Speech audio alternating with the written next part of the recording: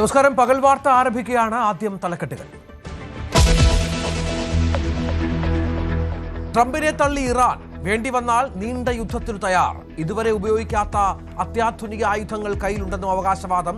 ആക്രമണം അടുത്ത ഘട്ടത്തിലെന്ന് Israel military chief. ഇറാനുമായി കരയുദ്ധത്തിനില്ലെന്നും ട്രംപ്. ഇനി ലക്ഷ്യം ക്യൂബയെന്നും US പ്രസിഡന്റ്. യുദ്ധത്തിൽ ആശങ്ക രേഖപ്പെടുത്തി ഇന്ത്യ. ഹോർമുസ് കടലിടുക്കിലെ സാഹചര്യം അതീവ ഗുരുതരം. ഇന്ധന നീക്കം തടസ്സപ്പെടുമെന്നും രാജ്നാഥ് സിംഗ്. റഷ്യൻ എണ്ണ വാങ്ങാൻ ഇന്ത്യക്ക് 1 മാസത്തെ ഇളവ് നൽകിയ അമേരിക്ക.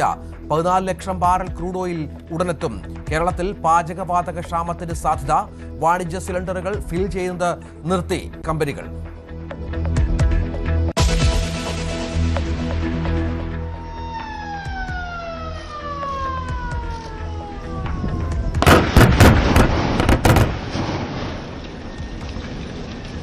വയനാട് തുരങ്കപാത പദ്ധതിക്ക് തുടക്കം. ഫസ്റ്റ് ബ്ലാസ്റ്റ് സ്വിച്ച് ഓൺ ചെയ്ത് മുഖ്യമന്ത്രി. 2 വർഷം കൊണ്ട് നിർമ്മാണം പൂർത്തിയാകുമെന്ന് പ്രതീക്ഷ. താമരശ്ശേരി ചുരം ഒഴിവാക്കി 35 കിലോമീറ്റർ യാത്രാ ദൂരം ലാഭിക്കാം.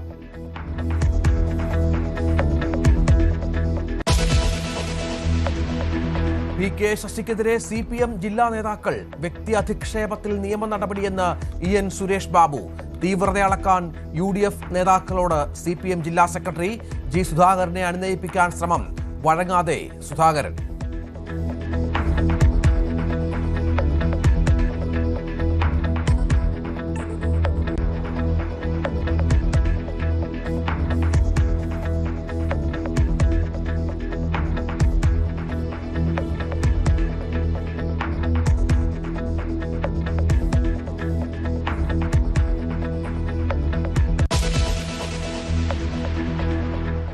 ജാസ്ലിയയുടെ അപകട മരണത്തിൽ ഒളിവിലായിരുന്ന പ്രതി ഡോക്ടർ സിറിയക് ജോർജ് പിടിയിലായത് വാഗമണിൽ നിന്ന്. കാസർഗോഡ് നാൽത്തടുക്ക സ്വദേശി ജസീലയുടെ ആത്മഹത്യയിൽ ആൺ സുഹൃത്തിനെ ചോദ്യം ചെയ്ത് പോലീസ്.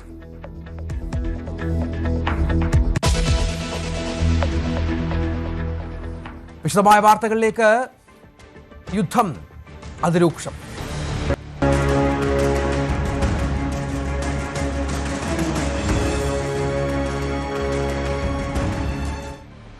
ഇറാന്റെ നേവിയെയും വ്യോമസേനയെയും പൂർണ്ണമായി തകർത്തുവെന്ന് US പ്രസിഡന്റ് ഡൊണാൾഡ് ട്രംപ്. നിരവധി വിമാനങ്ങൾക്കും കപ്പലുകൾക്കും കേടുപാടുകൾ വരുത്തി. ഇറാന് തിരിച്ചടിക്കാനുള്ള ശേഷി കുറഞ്ഞതായും ട്രംപ് അവകാശപ്പെട്ടു. The United States military, together with the wonderful Israeli partners, continues to totally demolish the enemy far ahead of schedule. And at levels that people have never seen before, actually.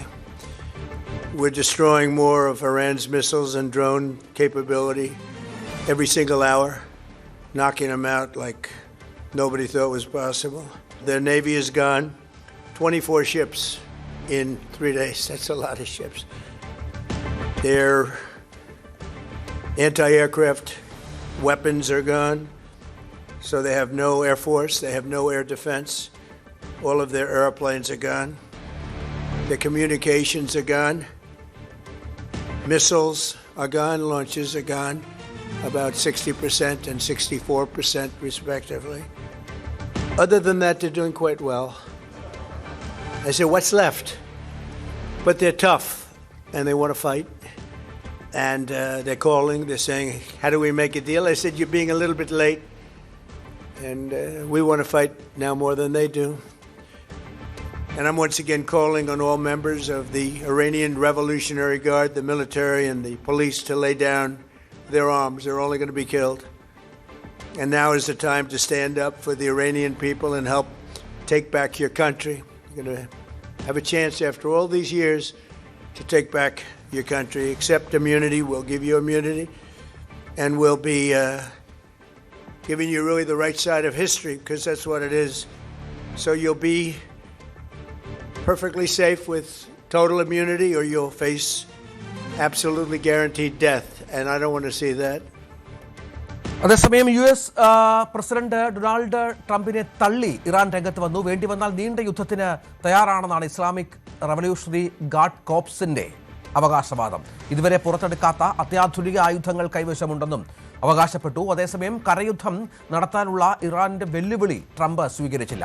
Iran പൂർണ്ണമായും തകർന്നിരിക്കുന്ന ഈ ഘട്ടത്തിൽ കരയുദ്ധം നടത്തുന്നതുകൊണ്ട് പ്രയോജനമില്ലെന്ന് Trump NBC ന്യൂസിനോട് പ്രതികരിച്ചു. ഇതിനിടെ US-ഉം ഇസ്രായേലും ഇറാനിലേക്ക് നടത്തുന്ന ആക്രമണം അടുത്ത ഘട്ടത്തിലേക്ക് കടന്നതായി ഇസ്രായേൽ മിലിറ്ററി ചീഫ് അറിയിച്ചു.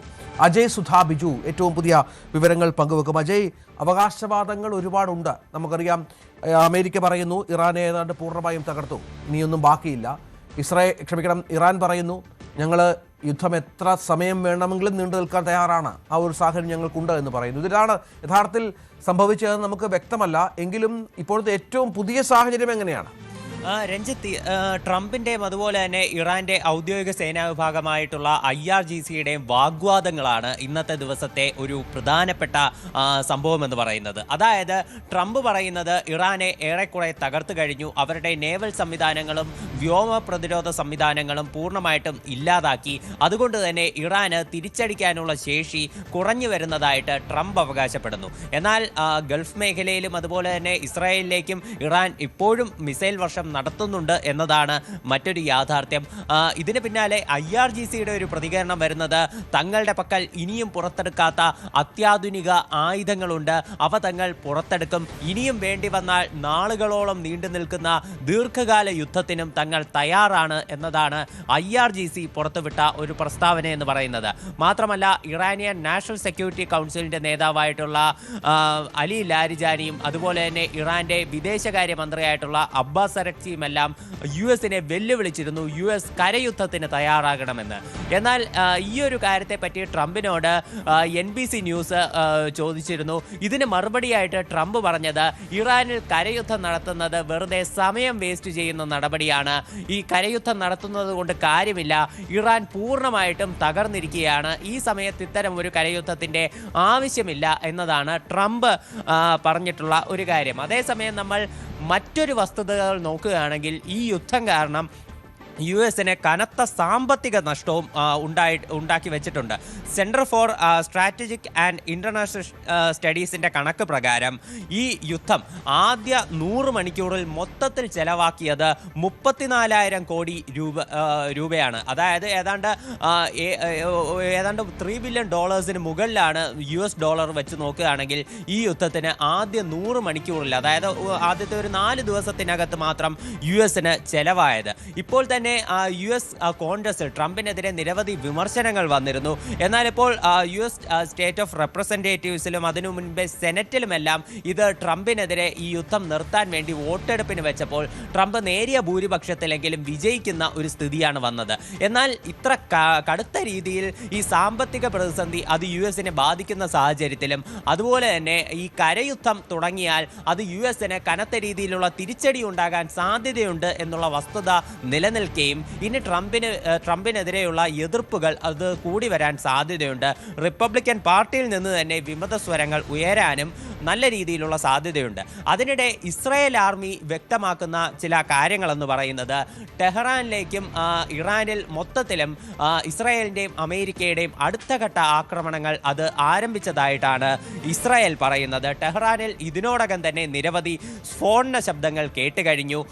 ടെഹ്റാനിലുള്ള ഒരു മിലിറ്ററി അക്കാഡമി തകർത്തതായിട്ട് ഇസ്രായേൽ അവകാശപ്പെടുന്നുണ്ട്.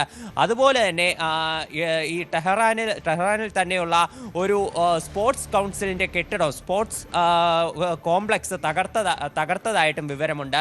ഇത് ഇറാനിയൻ മാധ്യമങ്ങൾ തന്നെ സ്ഥിരീകരിച്ച ഒരു കാര്യമാണ്. ഇതിൻ്റെ ചിത്രങ്ങളും അതുപോലെ തന്നെ ദൃശ്യങ്ങളും ഉൾപ്പെടെ പുറത്തു വന്നിട്ടുണ്ട്. ഇറാൻ പറയുന്നത് ഇത് അന്താരാഷ്ട്ര നിയമങ്ങൾക്കും ഒളിമ്പിക്സ് ചാർട്ടറുകൾക്കും വിരുദ്ധമായിട്ടുള്ള കാര്യമാണ് ഇസ്രായേലും അമേരിക്കയും ചെയ്തത് എന്നതാണ്. അതായത് ഇപ്പോൾ നിരവധി മിസൈലുകൾ, രാത്രി തന്നെ നിരവധി മിസൈലുകൾ ഇറാനിൽ പതിച്ചതായിട്ട് വിവരങ്ങളുണ്ടായിരുന്നു. ഷിറാസ് നഗരത്തിൽ 2 പാരാമെഡിക്കൽ ഉദ്യോഗസ്ഥർ കൊല്ലപ്പെട്ടതായിട്ട് വിവരമുണ്ട്. ടെഹ്റാന് സമീപം, അതേസമയം ഇറാൻ ശക്തമായിട്ട് പ്രതിരോധിക്കുന്നുമുണ്ട്. ടെഹ്റാന് സമീപം 2 മിസൈലുകൾ വെടിവെച്ചിട്ടതായിട്ട് അവരുടെ ഒരു വാർത്താ മാധ്യമം റിപ്പോർട്ട് ചെയ്തിട്ടുണ്ട്. അതേസമയം ഈ സംഘർഷത്തിലെ ഏറ്റവും ദാരുണമായിട്ടുള്ള ഒരു സംഭവം എന്ന് പറയുന്നത് ഈ സംഘർഷത്തിൽ മൊത്തത്തിൽ പശ്ചിമേഷ്യയിൽ മുഴുവൻ 200 കുട്ടികൾ കൊല്ലപ്പെട്ടു എന്നുള്ളതാണ്. ഇതിൽ 181 കുട്ടികൾ ഇറാനിലും 7 പേർ ലെബനനിലും 3 കുട്ടികൾ ഇസ്രായേലിലും ഒരു കുട്ടി കുവൈറ്റിലുമാണ് കൊല്ലപ്പെട്ടിട്ടുള്ളത്. റെഡ് ക്രസന്റിന്റെ ഒരു കണക്ക് പ്രകാരം ഈ യുദ്ധത്തിൽ ഇറാനിൽ മൊത്തം നഷ്ടമായത് 3090 വീടുകളാണ്. അതായത് സിവിലിയൻസിന്റെ 3090 വീടുകൾ നശിച്ചു, 528 ബിസിനസ് സേവന കേന്ദ്രങ്ങൾ തകർന്നു, അതുപോലെ തന്നെ 14 പാരാമെഡിക്കൽ അതുപോലെ തന്നെ ആശുപത്രികളും തകർന്നതായിട്ടും വിവരമുണ്ട്. ഇതെല്ലാം യുദ്ധത്തിന്റെ കനത്ത നാശനഷ്ടങ്ങൾ, അതിന്റെ കെടുതികൾ കൂടിയാണ്. തീർച്ചയായും അജയ് സുധാ ബിജുവാണ് വിവരങ്ങൾ പങ്കുവച്ചത്. ഏതായാലും കാര്യങ്ങൾ അത്ര പന്തിയല്ല. അമേരിക്കയ്ക്കും വലിയ പ്രതിസന്ധികളുണ്ട്. ട്രംപും നിരവധി വിഷയങ്ങളിൽ മറുപടി പറയേണ്ടി വരുമെന്നാണ് ഏറ്റവും പുതിയ വിവരങ്ങൾ പുറത്തുവരുന്നത്. അതിനിടയിൽ പശ്ചിമേഷ്യയിൽ ഇറാനുമായുള്ള സംഘർഷത്തിന് ശേഷം തങ്ങൾ ക്യൂബയെ ലക്ഷ്യം വെക്കുമെന്നാണ് ട്രംപിന്റെ പുതിയ അവകാശവാദം. ക്യൂബൻ ഭരണകൂടം നിലവിൽ അമേരിക്കയുമായി ഒരു കരാറിലെത്താൻ ആഗ്രഹിക്കുന്നുണ്ട്. ഇത് സംഭവിക്കുമെന്ന് തന്നെയാണ് പ്രതീക്ഷിക്കുന്നത്. പശ്ചിമേഷ്യയിൽ ഇറാനുമായുള്ള സംഘർഷം പരിഹരിക്കുന്നതിലാണ് ഇപ്പോൾ മുൻഗണന നൽകുന്നതെന്നും ട്രംപ് വ്യക്തമാക്കി. And you've been doing a fantastic job on a place called Cuba.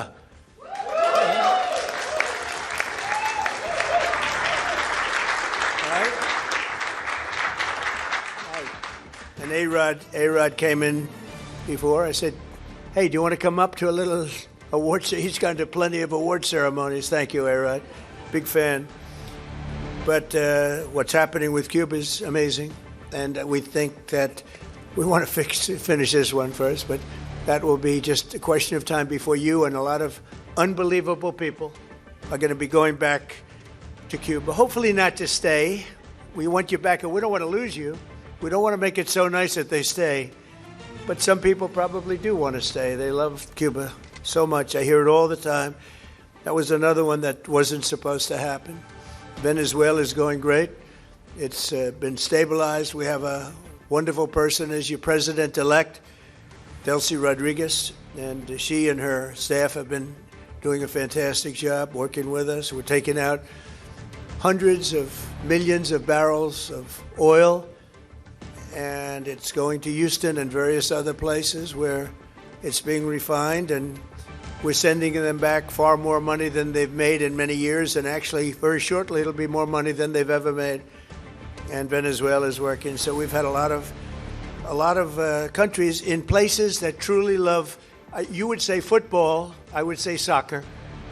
പശ്ചിമേഷ്യയിലെ സംഘർഷങ്ങളിൽ ആശങ്ക രേഖപ്പെടുത്തി പ്രതിരോധ മന്ത്രി രാജ്നാഥ് സിംഗ്. ഹോർമുസ് കടലിടുക്കിലെ സാഹചര്യം അതീവ ഗുരുതരമാണ്. ഇത് സാമ്പത്തിക രംഗത്തെയും ആഗോള വ്യാപാരത്തെയും മോശമായി ബാധിക്കും. ക്രൂഡ് ഓയിൽ, ഗ്യാസ് ഇറക്കുമതി തടസ്സപ്പെടാൻ സാധ്യതയുണ്ടെന്നും രാജ്നാഥ് സിംഗ് പറഞ്ഞു. വിവിധ രാജ്യങ്ങൾ പരസ്പരം പോരാടുന്നത് ഭീതിയുണ്ടാക്കുന്നു. മേഖലയിലെ അസാധാരണത്വം സാധാരണ സംഭവം പോലെ കണക്കാക്കപ്പെടുന്നതാണ് കൂടുതൽ ആശങ്കപ്പെടുത്തുന്നതെന്നും അദ്ദേഹം പറഞ്ഞു. या पूरे पर्शियन गल्फ क्षेत्र को देखें तो यह विश्व की एनर्जी सिक्योरिटी का एक अत्यंत महत्वपूर्ण क्षेत्र है. जब इस क्षेत्र में डिस्टर्बेंस या डिसरप्शन होता है तो उसका सीधा असर ऑयल और गैस की सप्लाई पर पड़ता है. यही नहीं, आज हम सप्लाई चेन डिसरप्शन केवल ऊर्जा क्षेत्र में ही नहीं बल्कि अन्य क्षेत्रों में भी देख रहे हैं. इन अनसर्टेनिटीज का सीधा प्रभाव इकोनॉमी और ग्लोबल ट्रेड पर पड़ता है. साथियों, वर्तमान में सिचुएशन काफी कॉम्प्लिकेटेड हो गई है. एवं ऐसा प्रतीत होता है कि आगे जाकर ये और डायनेमिक ही होती जाएगी. और आज जिस तरह अलग अलग देश लैंड पर, एयर में, सी में और अब तो स्पेस तक में एक दूसरे को टक्कर ले रहे हैं, बस वास्तव में यह हम सभी के लिए चिंता का विषय है. यह एक एबनॉर्मल सिचुएशन है, मैं ऐसा मानता हूं. What I consider as more worrying is the fact that this abnormalcy is becoming the new normal. റഷ്യയിൽ നിന്ന് എണ്ണ വാങ്ങാൻ ഇന്ത്യക്ക് താൽക്കാലിക ഇളവ് അമേരിക്ക നൽകി എന്നതും പ്രധാനപ്പെട്ട ഒന്നാണ്. ഇന്ത്യൻ റിഫൈനറികൾക്ക് റഷ്യൻ എണ്ണ വാങ്ങാൻ 30 ദിവസത്തെ താൽക്കാലിക ലൈസൻസ് അനുവദിച്ചുവെന്ന് US treasury secretary Scott Bessent അറിയിച്ചു. മാർച്ച് 5 മുൻപ് കപ്പൽ ടാങ്കറുകളിലേക്ക് മാറ്റിയ അസംസ്കൃത എണ്ണ റഷ്യയിൽ നിന്ന് ഇന്ത്യക്ക് വാങ്ങാം. ഏപ്രിൽ 4 വരെയാണ് കാലാവധി.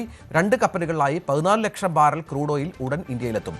95 ലക്ഷം ബാരൽ ക്രൂഡ് ഓയിൽ ഇന്ത്യൻ മഹാസമുദ്ര പരിസരത്ത് കപ്പലുകളിൽ ഉണ്ടെന്ന് റഷ്യ നേരത്തെ അറിയിച്ചിരുന്നു. ഹോർമുസ് വഴി എണ്ണ വിതരണം തടസ്സപ്പെടുകയും കലാപഭീതിയും വിലക്കയറ്റ ആശങ്കയും ഉയരുന്ന ഘട്ടത്തിൽ റഷ്യൻ എണ്ണ ഏറ്റെടുക്കാൻ അനുമതി ലഭിച്ചത് ഇന്ത്യക്ക് വലിയ ആശ്വാസമാണ്. ആഗോളതലത്തിൽ ഊർജ്ജ പ്രതിസന്ധി ഉണ്ടാകാനുള്ള സാധ്യത കൂടി മുന്നിൽ കണ്ടാണ് അമേരിക്കയുടെ നടപടി.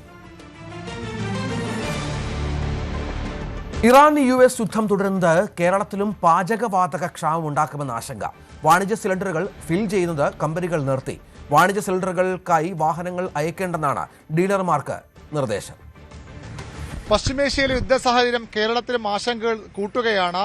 പാചകവാതക വിതരണത്തെ ബാധിക്കുമോ എന്ന ആശങ്കയാണ് പൊതുവിൽ ഉയർന്നു വരുന്നത്. സംസ്ഥാനത്തെ പാചകവാതക കമ്പനികൾ, പാചകവാതകം നിറയ്ക്കുന്ന പ്രധാനപ്പെട്ട കമ്പനികളൊക്കെ അവർ ഡീലർമാരോട് ക്ഷാമ സാധ്യത സൂചനകൾ നൽകിക്കഴിഞ്ഞു. പല പ്ലാന്റുകളിലും ഇന്ന് രാവിലെ നൽകിയ സന്ദേശം അനുസരിച്ച് കൊമേഴ്സ്യൽ വാഹനങ്ങൾ, കൊമേഴ്സ്യൽ ഗ്യാസ് നിറയ്ക്കാനെത്തുന്ന വാഹനങ്ങൾ എത്തേണ്ട എന്ന നിർദ്ദേശമാണ് രാവിലെ നൽകിയത്. അല്പസമയം മുമ്പ് അതിലൊരു മാറ്റം വരുത്തിയിട്ടുണ്ട്. ഇന്ന് വരെ ഓർഡർ ചെയ്തിട്ടുള്ളവ എടുക്കാം എന്നൊരു നിർദ്ദേശം കൂടി നൽകിയിട്ടുണ്ട്. പക്ഷേ ഇന്ധനക്ഷാമം അധികം അകലെയല്ല എന്ന സൂചനകളാണ് നൽകുന്നത്. സിറ്റി ഗ്യാസ് പദ്ധതി വഴി വീടുകളിലേക്ക് എത്തുന്ന പാചകവാതകത്തിനും ക്ഷാമമുണ്ടാകാം. അതും അധികം വൈകാതെ ഈ യുദ്ധ സാഹചര്യം ഇതേപടി തുടരുകയാണെങ്കിൽ അതും നിർത്തിവെക്കാനുള്ള സാധ്യതയുണ്ട് എന്ന സൂചനകളാണ് ഈ ഗ്യാസ് കമ്പനികളിൽ നിന്നൊക്കെ വരുന്നത്. പ്രധാനപ്പെട്ട എല്ലാ വിതരണക്കാരും ഇത്തരം നിർദ്ദേശം നൽകിയിട്ടുണ്ട്. പ്ലാന്റുകളിലേക്ക് കൊമേഴ്സ്യൽ വാഹനങ്ങൾ, കൊമേഴ്സ്യൽ ഗ്യാസ് ഫില്ല് ചെയ്യാനെത്തുന്ന വാഹനങ്ങൾ അയക്കേണ്ട സന്ദേശമാണ് ഇന്ന് രാവിലെ നൽകിയത്. അതിൽ ചില കമ്പനികൾ അല്പസമയത്തിന് മുമ്പ് ചില മാറ്റങ്ങൾ വരുത്തിയെങ്കിലും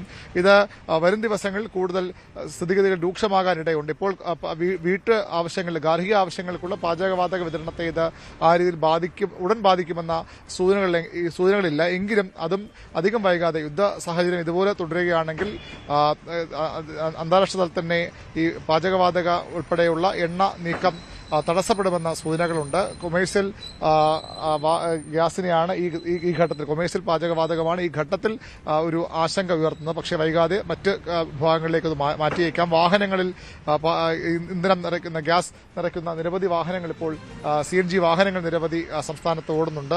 അവയുടെ പ്രവർത്തനത്തെയും ഇത് ബാധിച്ചേക്കാമെന്ന ആശങ്കയാണ് ഉയർന്നു വരുന്നത്. വളരെ കരുതലോടെ ഇരിക്കേണ്ട സമയമാണ്. അതുകൊണ്ട് തന്നെ അടിയന്തരമായ നടപടികൾ, ഈ യുദ്ധം അവസാനിപ്പിക്കാനോ അല്ലെങ്കിൽ ചരക്ക് നീക്കം സുഗമമാക്കാനുള്ള അടിയന്തര നടപടി ഉണ്ടായില്ലെങ്കിൽ സംസ്ഥാനത്തെയും പാചകവാതക വിതരണത്തെ അടക്കം ഇത് ബാധിക്കാം. CNG ഉപയോഗിച്ചോടുന്ന വാഹനങ്ങളുടെ ഗതാഗതത്തെയും ഇത് ബാധിക്കാനുള്ള സാധ്യതയാണ് ഇപ്പോൾ രൂപപ്പെടുന്നത്.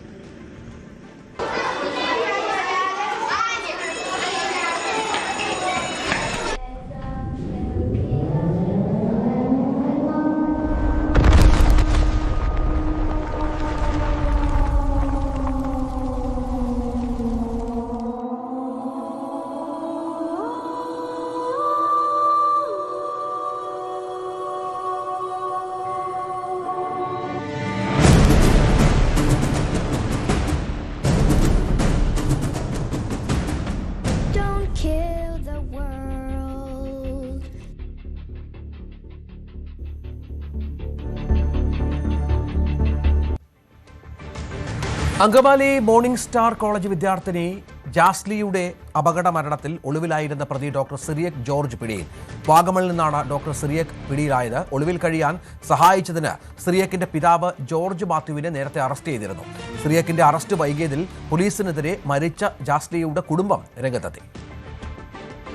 നവമി ദിനേശ് വിവരങ്ങളുമായി ചേരും. നവമി, ഏറ്റവും ഒടുവിൽ ഇയാൾ അറസ്റ്റിലായിരിക്കുന്നു. ഇയാളുമായി ബന്ധപ്പെട്ട് ചില വലിയ കുടുംബത്തിലെ ആളാണ്, എന്താണ് ചില സ്വാധീനങ്ങളൊക്കെ ഉണ്ടായെന്ന ആരോപണങ്ങളൊക്കെ രംഗത്ത് വന്നിരുന്നു. ഇപ്പോൾ എന്താണ് പുതിയ സ്ഥിതി? കാര്യങ്ങൾ ഈ കുടുംബത്തിന്റെ പരാതി അനുസരിച്ച് മുന്നോട്ട് പോകുന്നുണ്ടോ?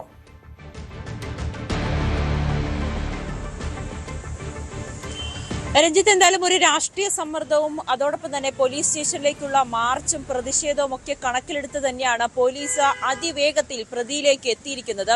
ഇന്ന് 6ാം ദിവസമാണ് സിറിയക് പി ജോർജ് ഒളിവിൽ പോയിട്ട്. വാഗമണിലെ ഒരു റിസോർട്ടിൽ നിന്നാണ് സിറിയക്കിനെ പിടികൂടിയിരിക്കുന്നത്. ഉടനെ തന്നെ അങ്കമാലി പോലീസ് സ്റ്റേഷനിലേക്ക് പ്രതിയെ എത്തിക്കുമെന്നാണ് നമുക്ക് അറിയാൻ സാധിക്കുന്നത്. കഴിഞ്ഞ 3 ദിവസമായി, അതായത് ഈ പെൺകുട്ടി മരിച്ച ദിവസം മുതലാണ് സിറിയക്ക് ഈ റിസോർട്ടിൽ എത്തിയതെന്നാണ് അറിയാൻ സാധിക്കുന്നത്. ഇങ്ങനെ മാധ്യമങ്ങളിലൂടെയൊക്കെ വലിയ വാർത്തയാകുകയും സിറിയക്ക് ഒളിവിലാണെന്ന വാർത്തകളൊക്കെ പ്രചരിക്കുകയും അതോടൊപ്പം തന്നെ ഈ ലുക്കൌട്ട് നോട്ടീസ് അടക്കം പോലീസ് പുറപ്പെടുവിക്കുകയും ഒക്കെ ചെയ്തിരുന്നു.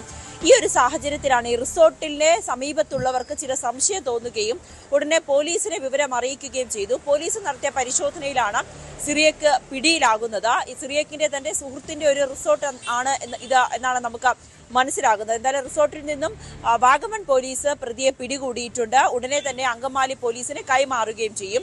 വലിയ പ്രതിഷേധം തന്നെയായിരുന്നു ഈ പ്രതിയെ പിടികൂടാത്തതിനെ തുടർന്ന് ഉണ്ടായിരിക്കുന്നത്. ഒരു രാഷ്ട്രീയ സ്ഥലം MLAയും MP അടക്കം ഇടപെട്ടുകൊണ്ട് തന്നെയാണ് പോലീസിൽ ഒരു സമ്മർദ്ദത്തിലാകുകയും പ്രതിയെ പിടികൂടുക എന്നൊരു ഘട്ടത്തിലേക്ക് പോലീസിന് എത്തേണ്ട ഒരു സാഹചര്യമൊക്കെ ഉണ്ടായത്. ഇന്നലെ ഒരു പ്രത്യേക സംഘത്തെ രൂപീകരിക്കുകയും ഒക്കെ ചെയ്തിരുന്നു. അതിനെ പോലും കുടുംബം വളരെ സംശയത്തോടുകൂടിയാണ് നോക്കിക്കണ്ടത്. കാരണം ഇങ്ങനെ അന്വേഷണ സംഘത്തെ രൂപീകരിച്ചത് മാധ്യമങ്ങൾ വഴിയാണ് കുടുംബം അറിഞ്ഞത്. പോലീസ് ഇവരെ ബന്ധപ്പെടുകയോ ഇവരുടെ മൊഴിയെടുക്കുകയോ ഒന്നും തന്നെ ചെയ്തിട്ടില്ല. പോലീസിൽ നിന്നും തുടക്കം മുതൽ തന്നെ അങ്കമാലി പോലീസിൽ നിന്നും ഈ കുടുംബത്തിന് വലിയ രീതിയിലുള്ള ഒരു അവഗണന നേരിട്ടു എന്നുകൂടി കുടുംബം പറയുന്ന സാഹചര്യമുണ്ടായി. കഴിഞ്ഞ ദിവസമാണ്, അതായത് ഇന്നലെയാണ് പോലീസ് ലുക്കൌട്ട് നോട്ടീസ് അടക്കം സിറിയക്കിനെതിരെ പുറപ്പെടുവിക്കുകയും ചെയ്തത്. അതിനിടെ ഇന്നലെ വൈകിട്ട് സിറിയക്കിന്റെ അച്ഛനോട് സ്റ്റേഷനിൽ ഹാജരാകാൻ ആവശ്യപ്പെട്ടിരുന്നു.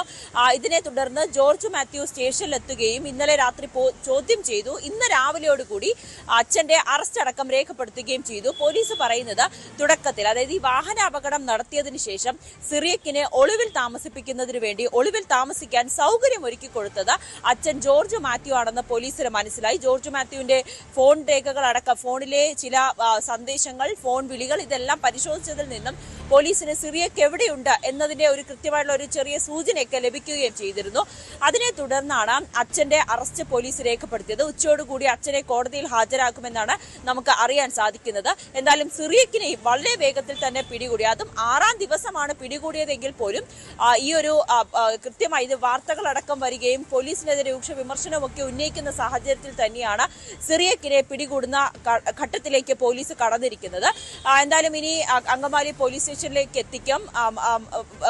ഈ കൊലപാതകമടക്കമുള്ള വകുപ്പുകളാണ് ഇപ്പോൾ സിറിയക്കിനെതിരെ ചുമത്തിയിരിക്കുന്നത്. കാരണം ഗുരുതരമായിട്ടുള്ള കുറ്റകൃത്യം തന്നെയാണ് സിറിയക്ക് ചെയ്തത്. ആ വാഹനം നിർത്താതെ പോയി. ഒരു ഡോക്ടറാണ്, ഒരാളുടെ ജീവൻ രക്ഷിക്കേണ്ട ഡോക്ടർ തന്നെ ഒരാളുടെ ജീവൻ എടുക്കുന്ന സാഹചര്യത്തിലേക്ക് വന്നു എന്നുള്ളതാണ് ഇവിടെ ഏറ്റവും പ്രധാനപ്പെട്ട കാര്യം. ഇന്നലെ പെൺകുട്ടിയുടെ മരിച്ച ജസ്ലിയുടെ അമ്മയും ലിമ അത് തന്നെയാണ് സൂചിപ്പിച്ചത്. വലിയ ആശങ്കയിൽ തന്നെയായിരുന്നു കുടുംബം. തന്റെ മകൾക്ക് നീതി കിട്ടണമെന്ന് തന്നെയാണ് കുടുംബം ആശിച്ചതും. എന്തായാലും പ്രതിയെ ഇന്ന് വാഗമണിൽ നിന്ന് പിടികൂടിയിരിക്കുന്നു. അല്പസമയം മുമ്പാണ് പിടികൂടിയത്. കഴിഞ്ഞ 3 ദിവസമായി ഒളിവിലായിരുന്നു, വാഗമണിലെ ഈ റിസോർട്ടിൽ ഒളിവിലായിരുന്നു സിറിയക്ക് എന്നാണ് പോലീസ് പറയുന്നത്. ഇനി എന്തായാലും അങ്കമാലി പോലീസ് സ്റ്റേഷനിൽ എത്തിച്ച ശേഷം വിശദമായി ചോദ്യം ചെയ്യാനായിരിക്കും പോലീസിന്റെ തീരുമാനം. അതിനിടെ തിങ്കളാഴ്ചയായിരുന്നു സിറിയക്കിന്റെ മുൻകൂർ ജാമ്യാപേക്ഷ കോട്ടയം സെഷൻസ് കോടതി പരിഗണിക്കാനിരിക്കുക. അതിനിടയിൽ ചിലപ്പോൾ പോലീസ് അറസ്റ്റ് ചെയ്തേക്കില്ല എന്നൊക്കെ അഭ്യൂഹങ്ങൾ ഉണ്ടായിരുന്നു. പക്ഷേ പോലീസ് സിറിയക്കിനെ വാഗമണിൽ നിന്നും അറസ്റ്റ് ചെയ്തിരിക്കുകയാണ്. നവമി ദിനേശാണ് വിവരങ്ങൾ പങ്കുവച്ചത്. കാസർഗോഡ് നാൽത്തടുക്ക സ്വദേശിനി ജസീല ആത്മഹത്യ ചെയ്ത സംഭവത്തിൽ ആൺ സുഹൃത്തിന്റെ മാതാവിനെ പോലീസ് ചോദ്യം ചെയ്യുന്നു. വിദ്യാനഗർ പോലീസാണ് ചോദ്യം ചെയ്യുന്നത്. മോഷണം കുറ്റം ആരോപിച്ചതിനെ തുടർന്നുള്ള മനോവിഷമത്തിലാണ് ജസീല ജീവനൊടുക്കിയത്. ആദൂർ പോലീസ് പ്രതിക്കൂട്ടിലായ സംഭവത്തിൽ ഉന്നതതല അന്വേഷണം വേണമെന്ന ആവശ്യം ഉയരുന്നതിനിടെയാണ് ചോദ്യം ചെയ്യൽ. ഫെബ്രുവരി 20-നാണ് ജസീല എലിവിഷം കഴിച്ച് ജീവനൊടുക്കിയത്. 2 ആഴ്ച പിന്നിട്ടിട്ടും അന്വേഷണം എങ്ങും എത്താത്ത സാഹചര്യത്തിൽ ആക്ഷൻ കമ്മിറ്റി ശക്തമായ പ്രക്ഷോഭ പരിപാടികളുമായി മുന്നോട്ട് പോകുമെന്ന് അറിയിച്ചിരുന്നു. KB ബൈജു വിവരങ്ങളുമായി ചേരും. ബൈജു, ജസീലയുടെ മരണം, അവിടെ ആക്ഷൻ കമ്മിറ്റിയൊക്കെ ഉണ്ട്, ചില സംശയങ്ങൾ, ദുരൂഹതകളൊക്കെ ബന്ധുക്കൾ ഉയർത്തുന്ന പശ്ചാത്തലമുണ്ട്. പക്ഷേ പോലീസിന്റെ ഭാഗത്തു നിന്നുള്ള ഇതുവരെയുള്ള നടപടികൾ അത് കാര്യക്ഷമമല്ല എന്നാണോ?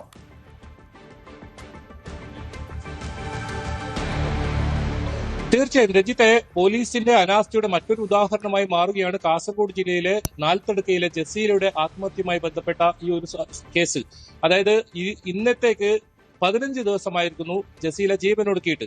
കൃത്യമായ തെളിവുകൾ, അതായത് മരണമൊഴി ഉൾപ്പെടെ ഉണ്ടായിട്ടും ഈ മരണമൊഴിയിൽ പറയുന്ന ആരോപണ വിധേയരായവരെ ഇതുവരെ പോലീസ് ചോദ്യം ചെയ്യാൻ തയ്യാറായിട്ടില്ല. ഏതായാലും ഇപ്പോൾ ഈ കേസിൽ പോലീസ് വളരെ ഗൗരവമായി എടുത്തിട്ടുണ്ടെന്നാണ് നമുക്ക് മനസ്സിലാക്കാൻ സാധിക്കുന്നത്. ഇന്ന് രാവിലെ SP-യുടെ നേതൃത്വത്തിൽ ഉന്നതതല യോഗം ചേരുകയും ഈ കേസിൽ ശക്തമായ നടപടികളുമായി മുന്നോട്ട് പോകാൻ തീരുമാനിച്ചിട്ടുണ്ടെന്നാണ് ഇപ്പോൾ മനസ്സിലാക്കാൻ സാധിക്കുന്നത്.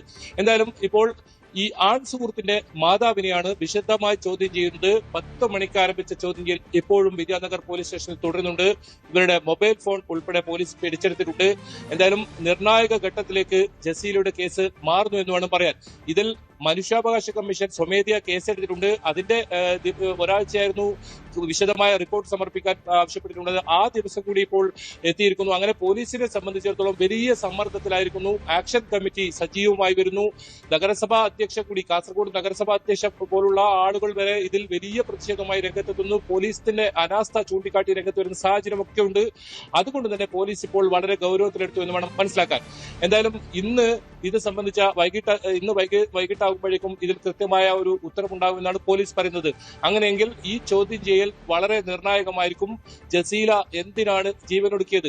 ഈ ആദൂർ പോലീസ് സ്റ്റേഷനിൽ നൽകിയ പരാതി വ്യാജമായിരുന്നു. അതായത് 9.5 പവൻ സ്വർണം കാണാതായി എന്ന് പരാതി നൽകിയത് ഈ മാതാവാണ്, ആൺ സുഹൃത്തിന്റെ മാതാവാണ്. അവരെയാണ് ഇപ്പോൾ വിശദമായി ചോദ്യം ചെയ്യുന്നത്. സൈബർ സെല്ലിന്റെ കൂടി സഹായത്തോടു കൂടിയാണ് ചോദ്യം ചെയ്യലെന്നാണ് മനസ്സിലാക്കുന്നത്. ഇപ്പോഴും ചോദ്യം ചെയ്യൽ പുരോഗമിക്കുകയാണ്. SHO ഉൾപ്പെടെയുള്ള വിദ്യാനഗർ SHO ഉൾപ്പെടെയുള്ളവരാണ് ചോദ്യം ചെയ്യുന്നത്. പ്രതിക്കൂട്ടിൽ ഒരു പോലീസ് സ്റ്റേഷൻ ഉൾപ്പെടെ ഇതിൽ വരുന്നുണ്ടെന്നാണ് മറ്റൊരു പ്രധാനപ്പെട്ട കാര്യം. അതായത് ആദൂർ പോലീസ് സ്റ്റേഷനിലാണ് ഇവർക്ക് വലിയ തോതിലുള്ള ഈ മാനസിക വിഷമം ഉണ്ടാക്കുന്ന കാര്യങ്ങൾ ഉണ്ടായത്. സ്വർണം കാണാതായി എന്ന പരാതി ലഭിച്ച ഉടൻ തന്നെ ജസീലയെ പോലീസ് സ്റ്റേഷനിലേക്ക് വിളിപ്പിക്കുകയും മണിക്കൂറുകളോളം ചോദ്യം ചെയ്ത സാഹചര്യം ഉണ്ടായി. അവിടെ വനിതാ പോലീസിന്റെ പോലും സാന്നിധ്യമില്ല എന്ന് അവർ വീഡിയോയിൽ തന്നെ കരഞ്ഞുകൊണ്ട് പറയുന്നത് മുഴുവൻ ആളുകളും കഴിഞ്ഞ ദിവസങ്ങളിൽ കണ്ടതാണ്. വലിയ ചർച്ചയായതാണ്. എന്തായാലും ഈ കേസിൽ ഇനി എന്താണ് പോലീസിന്റെ അടുത്ത നീക്കം? ഇതിൽ അറസ്റ്റ് ഉൾപ്പെടെയുള്ള നടപടികൾ ഉണ്ടാകുമോ? നിലവിൽ അസ്വാഭാവിക മരണത്തിന് കേസാണ് ഇപ്പോൾ എടുത്തിട്ടുള്ളത്. ഇതിൽ ആത്മഹത്യാ പ്രേരണ കുറ്റം ചുമത്തും. അത്തരം കാര്യങ്ങളൊക്കെ ഇനി അറിയേണ്ടതുണ്ട്. ഏതായാലും ഇന്ന് വൈകിട്ടോടുകൂടി അല്ലെങ്കിൽ ചോദ്യം ചെയ്യൽ പൂർത്തിയാകുന്നതോടുകൂടി ഇതിന്റെ കാര്യങ്ങളിൽ ഒരു വ്യക്തത വരും. പോലീസിനെ സംബന്ധിച്ചിടത്തോളം വലിയ പ്രതിരോധത്തിലായിരിക്കുന്ന സാഹചര്യമാണ്. അതുകൊണ്ട് തന്നെ ഇതിൽ കൃത്യമായ അന്വേഷണം നടത്തേണ്ട സാഹചര്യം ഇപ്പോൾ നിലവിൽ വന്നിട്ടുണ്ട്. രഞ്ജിത്ത്, ശരി. വയനാട് തുരങ്കപാത പദ്ധതിക്ക് തുടക്കം. വയനാടിനെയും കോഴിക്കോടിനെയും ബന്ധിപ്പിക്കുന്ന ആനക്കാംപൊയിൽ കള്ളാടി തുരങ്കപാതയുടെ ഫസ്റ്റ് ബ്ലാസ്റ്റ് മുഖ്യമന്ത്രി പിണറായി വിജയൻ സ്വിച്ച് ഓൺ ചെയ്തു. 48 മാസം കൊണ്ട് പൂർത്തിയാക്കുകയാണ് ലക്ഷ്യം. പാത യാഥാർത്ഥ്യമായാൽ താമരശ്ശേരി ചുരം ഒഴിവാക്കാനും യാത്രാ ദൂരം 35 കിലോമീറ്റർ ലാഭിക്കാനുമാകും.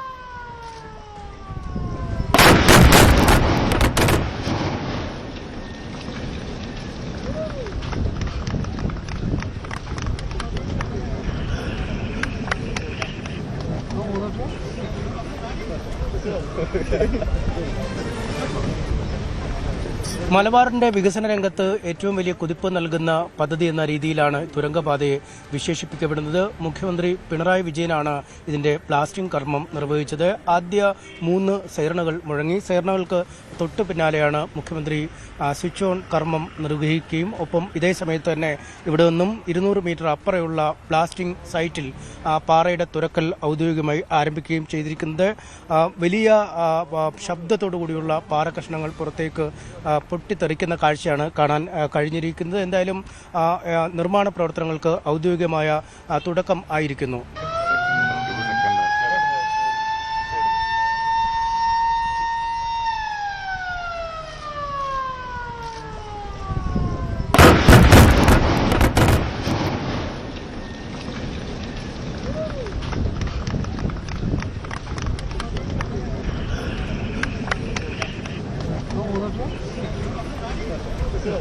ഓസ്ട്രേലിയൻ സാങ്കേതിക വിദ്യയുടെ പിൻബലത്തിൽ കട്ട് ആൻഡ് കവർ എന്ന രീതിയിലാണ് തുരങ്ക നിർമ്മാണം നടക്കുക. കൃത്യമായ അളവിലും ആഴത്തിലും പാറ തുറക്കുന്നതിനായി ആധുനിക റോക്ക് ഡ്രിൽ ബൂമറുകൾ ഉപയോഗിച്ചാണ് പ്രവൃത്തികൾ നടക്കുന്നത്. രാജ്യത്തെ ഏറ്റവും വിദഗ്ധരായ ഈ ടണൽ നിർമ്മാണത്തിൽ ഏറ്റവും വിദഗ്ധരായ കൊങ്കൺ റെയിൽ കോർപ്പറേഷനാണ് ഈ ബൃഹത്തായ പദ്ധതിയുടെ നിർമ്മാണ പ്രവർത്തനങ്ങൾ നടക്കുന്നത്. കട്ടിയുള്ള പാറ ആയതിനാൽ തന്നെ നിർമ്മാണ പ്രവർത്തനങ്ങൾ വളരെ സുഗമമായി പുരോഗമിക്കും. 48 മാസത്തിനുള്ളിൽ പദ്ധതി പൂർത്തിയാക്കുന്നതിനാണ് ലക്ഷ്യമിടുന്നതെന്ന് കൊങ്കൺ റെയിൽവേയും കിഫ്ബിയും വ്യക്തമാക്കുന്നു. ചില ടണലുകളിൽ നമ്മുടെ സോയിൽ കണ്ടീഷൻ വേരിയിങ് സോയിൽ, അതായത് മാറി മാറിയുള്ള സോയിൽ കണ്ടീഷൻ ആയിരിക്കും. ചില സ്ഥലത്ത് വളരെ വീക്ക് സോയിൽ ആയിരിക്കും, ചിലപ്പോൾ ഹാർഡ് റോക്ക് ആയിരിക്കാം. അങ്ങനെ വരുമ്പോൾ ഏറ്റവും ഉത്തമമായിട്ടുള്ള ഒരു മെത്തഡോളജിയാണ് ന്യൂ ഓസ്ട്രിയൻ ടണലിംഗ് മെത്തഡോളജി. അല്ല എന്നുണ്ടെങ്കിലും ഈ മെത്തഡോളജി ചെയ്യാം. അപ്പോൾ അങ്ങനെ ഇതിൻ്റെ ഏറ്റവും വലിയൊരു പ്രത്യേകത എന്ന് വെച്ചാൽ ഇതൊരു ഫിലോസഫി. ഇതിൻ്റെ ഫിലോസഫി എന്താണെന്ന് പറഞ്ഞു കഴിഞ്ഞാൽ, നമ്മളൊരു റോക്ക് കട്ട് ചെയ്ത് കഴിഞ്ഞാൽ അതിനുശേഷം വരുന്ന പെരിഫറി, എക്സ്പോസ്ഡ് പെരിഫറി, അതിനെ തന്നെ നമ്മൾ ഒരു സപ്പോർട്ടിംഗ് സിസ്റ്റമായിട്ട് മാറ്റുകയാണ്. അതിന് ഷോർട്ട് ക്രീറ്റ് ചെയ്യുന്നു, അതിന് റോക്ക് ബോൾട്ട് ചെയ്യുന്നു, അത് തന്നെ ഒരു സപ്പോർട്ടിംഗ് സിസ്റ്റമാണ്. അങ്ങനെ അത് സപ്പോർട്ടിംഗ് സിസ്റ്റം അതിനുശേഷം ആണ് നമ്മൾ അടുത്ത സപ്പോർട്ടിംഗ് ആയിട്ട് നമ്മളൊരു കോൺക്രീറ്റ് ലൈനിങ് കൂടെ ചെയ്യുന്നതായിരിക്കും. അതായിരിക്കും അടുത്ത നെക്സ്റ്റ് സ്റ്റേജിലുള്ള സപ്പോർട്ടിംഗ് സിസ്റ്റം. അതാണ് ന്യൂ ഓസ്ട്രേലിയൻ ടണലിംഗ് മെത്തഡോളജി. മലയോര മേഖലയുടെ സ്വപ്ന പദ്ധതിക്കാണ് തുടക്കമിട്ടിരിക്കുന്നതെന്ന് തിരുവമ്പാടി MLA ആയ ലിൻഡോ ജോസഫ് പറയുന്നു. ഇലക്ഷൻ സ്റ്റണ്ട് എന്നടക്കം പലരും പരിഹസിച്ച പദ്ധതിയാണ്. ഈ പദ്ധതി എത്തുന്നതോടുകൂടി മലയോര മേഖലയിൽ നിന്നും ആളുകൾ കുടിയിറങ്ങുന്നതിന് പകരം കുടിയേറ്റത്തിന്റെ പുതിയ പ്രവണതയിലേക്ക് വയനാടും കോഴിക്കോടിന്റെ മലയോര മേഖലകളുമൊക്കെ മാറുകയും ചെയ്യുമെന്ന് ലിൻഡോ പറയുന്നു. ഇത് ഗവൺമെന്റിന്റെ ഒരു ഡ്രീം പ്രൊജക്റ്റാണ്. കേരളത്തിലെ ഏറ്റവും വലിയ ഒരു തുരങ്കപാത, അത് ഇന്ത്യയിലെ തന്നെ ഏറ്റവും വലിയ ഇരട്ട തുരങ്കം. അതൊരു സംസ്ഥാന ഗവൺമെന്റ് മാത്രം ഫണ്ടിങ്ങിൽ 2134 കോടി രൂപ ചെലവഴിച്ചുകൊണ്ട് പദ്ധതിയുമായിട്ട് മുന്നോട്ട് പോകുമ്പോൾ അത് ജനം അറിയണമല്ലോ. അതിന്റെ കഴിഞ്ഞ ഓഗസ്റ്റ് 31, അതായത് 2025 ഓഗസ്റ്റ് 31 ബഹുമാനപ്പെട്ട മുഖ്യമന്ത്രി അതിന്റെ നിർമ്മാണ പ്രവർത്തനങ്ങളുടെ ഉദ്ഘാടനം കഴിയും. ഇത് ഇലക്ഷൻ സ്റ്റണ്ടാണ് എന്ന് പറയുന്നവർ ഇവിടെ നടക്കുന്ന ഇത്രയും കാര്യങ്ങളുണ്ടല്ലോ, അത് ഇലക്ഷൻ സ്റ്റണ്ടിന്റെ ഭാഗമായിട്ട് ഈ കോടിക്കണക്കിന് രൂപ ഇലക്ഷൻ സ്റ്റണ്ടായിട്ട് ചെലവഴിക്കുന്നതല്ലോ. അവരോട് നമ്മൾ എന്താ പറയുക? ഇത്രയും വലിയ നമ്മുടെ കേരളത്തെ അടയാളപ്പെടുത്തുന്ന ഒരു പ്രൊജക്ടിന്റെ ഫസ്റ്റ് ബ്ലാസ്റ്റ്, അതൊരു നിർണായക ഘട്ടമാണ്, ഒരു മെയിൻ. അതായത് പാറ തുരക്കാണ്. ബാക്കി അനുബന്ധ പ്രവർത്തനങ്ങളെല്ലാം പൂർത്തീകരിച്ചിട്ടാണ് പാറയിലേക്ക് എത്തുക. ആ തുറക്കുന്ന ആ പ്രവൃത്തി അത് ലോകത്തെ അറിയിക്കുക. അത് നമ്മുടെ ഫ്യൂച്ചർ, നമ്മുടെ കേരളത്തിന്റെ ഫ്യൂച്ചറിന് വലിയ സഹായകരമാവുന്നതാണ്. കേരളത്തിൽ ഇതുവരെ നടപ്പിലാക്കിയുള്ള അടിസ്ഥാന സൗകര്യ വികസന പദ്ധതികളിൽ ഏറ്റവും വലുതെന്ന് വേണമെങ്കിൽ വിശേഷിപ്പിക്കാൻ കഴിയും. 8.73 കിലോമീറ്ററാണ് ഈ തുരങ്കപാതയുടെ ആകെ ദൈർഘ്യം. കിഫ്ബിയിൽ നിന്നും 2134.5 കോടി രൂപ ചെലവഴിച്ചാണ് ഈ പദ്ധതി നടപ്പിലാക്കുന്നത്. 4 വർഷം കൊണ്ട് ഈ പദ്ധതി നടപ്പിലാവും എന്നാണ് സർക്കാർ പറയുന്നത്. എന്തായാലും ബംഗളൂരുവിലേക്ക് അടക്കം കോഴിക്കോട് നിന്നുള്ള യാത്ര അനായാസമാകും. വിനോദസഞ്ചാര രംഗത്തും ആരോഗ്യ രംഗത്തും അടക്കമൊക്കെ വലിയ പുരോഗതിയാകും ഈ വയനാട് തുരങ്കപാത സാധ്യമാവുന്നതോടുകൂടി ഉണ്ടാവുക. ഒരു വാർത്തയിലേക്ക്. മുഖ്യമന്ത്രി പിണറായി വിജയനെ പ്രശംസിച്ച് താമരശ്ശേരി രൂപത അധ്യക്ഷൻ റെമജിയോസ് ഇഞ്ചനാനിയിൽ വയനാട് തുരങ്കപാത മലബാറിന്റെ വികസന രംഗത്ത് കുതിപ്പുണ്ടാക്കും. മുഖ്യമന്ത്രി പിണറായി വിജയന്റെ ഇച്ഛാശക്തിയും വികസന കാഴ്ചപ്പാടുകളുമാണ് പദ്ധതി യാഥാർത്ഥ്യമാക്കുന്നതിന് പിന്നിൽ. കപട പരിസ്ഥിതി സ്നേഹികളാണ് പദ്ധതിയെ എതിർത്തതെന്നും അദ്ദേഹം ന്യൂസ് 18 പറഞ്ഞു. വയനാട് തുരങ്കപാത അതിന്റെ ഒരു വിജയകരമായ അല്ലെങ്കിൽ ആദ്യ ബ്ലാസ്റ്റിംഗിലേക്ക് നീങ്ങുമ്പോൾ നമുക്കൊപ്പം താമരശ്ശേരി രൂപത അധ്യക്ഷനാണ്. പക്ഷേ ഒരുപാട് വലിയ ആഗ്രഹമായിരുന്നു നമ്മുടെ ഈ തുരങ്കപാത യാഥാർത്ഥ്യമാണ്. താങ്കളൊക്കെ അടക്കം ആദ്യം മുതൽ വളരെ സജീവമായി ഇതിനുവേണ്ടി നിലനിന്ന ആളാണ്. ഈ ആദ്യ ബ്ലാസ്റ്റിലേക്ക് എത്തുമ്പോൾ ഒരു സ്വപ്നം സാക്ഷാത്കരിക്കുന്നുണ്ടല്ലോ, വലിയ സന്തോഷം. നമുക്ക് ഇതിനെതിരെ നിൽക്കുന്ന ധാരാളം സോകോൾഡ് പ്രകൃതി സ്നേഹികളുണ്ട്. പക്ഷേ അതിനപ്പുറത്തായിട്ട് മനുഷ്യസ്നേഹികളുടെ ഒരു സംരംഭമാണ്. ഇവിടെ നിന്ന് വയനാട്ടിലേക്ക് എത്തിച്ചേരാൻ സാധിക്കുന്ന ഏറ്റവും എളുപ്പമുള്ളൊരു വഴി തുറന്നു കിട്ടുമ്പോൾ നമുക്ക് എത്രയോ ആഹ്ലാദമാണ്. CM ആദ്യത്തെ മിനിസ്ട്രിയിൽ ഈ ഒരു ആവശ്യം അന്നത്തെ MLA ആയ ജോർജ് സാറ് ഞങ്ങൾ ഒരുമിച്ച് അവിടെ എത്തി ഇങ്ങനെ ഒരു നിവേദനം നൽകുമ്പോൾ വളരെ പോസിറ്റീവായിട്ടാണ് അന്ന് മുഖ്യമന്ത്രി നമ്മളോട് പറഞ്ഞത്. 10 വർഷം എടുക്കുകയാണ്, എങ്കിലും സാധിക്കുന്നുണ്ടല്ലോ. അത് വലിയൊരു അനുഗ്രഹത്തിന്റെയും വലിയ ആഹ്ലാദത്തിന്റെയും നിമിഷങ്ങളാണ് നമുക്കുള്ളത്. കൃതജ്ഞതയോടുകൂടിയാണ് നിരവധി ആളുകൾ ദൈവത്തിന് നന്ദി പറയുന്നു. അതോടൊപ്പം മുഖ്യമന്ത്രിയോടും കൂടെയുള്ള ജോർജ് ഏട്ടന്, മറ്റ് MLA ലിൻഡോ, കൂടെ പ്രവർത്തിച്ചവർ, അവരുടെ എല്ലാം കഠിനാധ്വാനമാണ്, പരിശ്രമമാണ് ഇത് യാഥാർത്ഥ്യമാകുന്നത്. എല്ലാവരോടുള്ള കൃതജ്ഞത സൂക്ഷിക്കുകയാണ്. ഇത് എത്രയും വേഗം പൂർത്തിയാകട്ടെ എന്ന് പ്രാർത്ഥിക്കുക. ഈ പദ്ധതി ഉദ്ഘാടനത്തിന്റെ ചടങ്ങിനെന്ന് താങ്കൾ പറഞ്ഞിരുന്നു, ഈ മുഖ്യമന്ത്രിയുടെ ഇച്ഛാശക്തി കൊണ്ടാണ് ഇത് നടപ്പിലായതെന്ന്, അല്ലേ? തീർച്ചയായിട്ടും ഒരു വികസനത്തെക്കുറിച്ച് വ്യക്തമായ കാഴ്ചപ്പാടുള്ള ഒരു വ്യക്തിത്വമാണല്ലോ അദ്ദേഹം. തീർച്ചയായും അതിന്റെ ഒരു ഭാഗം തന്നെയാണ്. അതായത് പുരോഗതി ഉണ്ടാകുന്നത് പഴഞ്ചൻ തത്വശാസ്ത്രങ്ങൾ മുറുകെ പിടിച്ചതുകൊണ്ടല്ല, കാലം മാറുന്നതനുസരിച്ച് പ്രത്യയശാസ്ത്രങ്ങളും മാറണമെന്നുള്ളതിന് കൃത്യമായ കാഴ്ചപ്പാട് അദ്ദേഹത്തിനുണ്ട് എന്നുള്ളതിന്റെ ഏറ്റവും വലിയൊരു തെളിവാണല്ലോ ഇത്. അത് തന്നെ മതിയല്ലോ.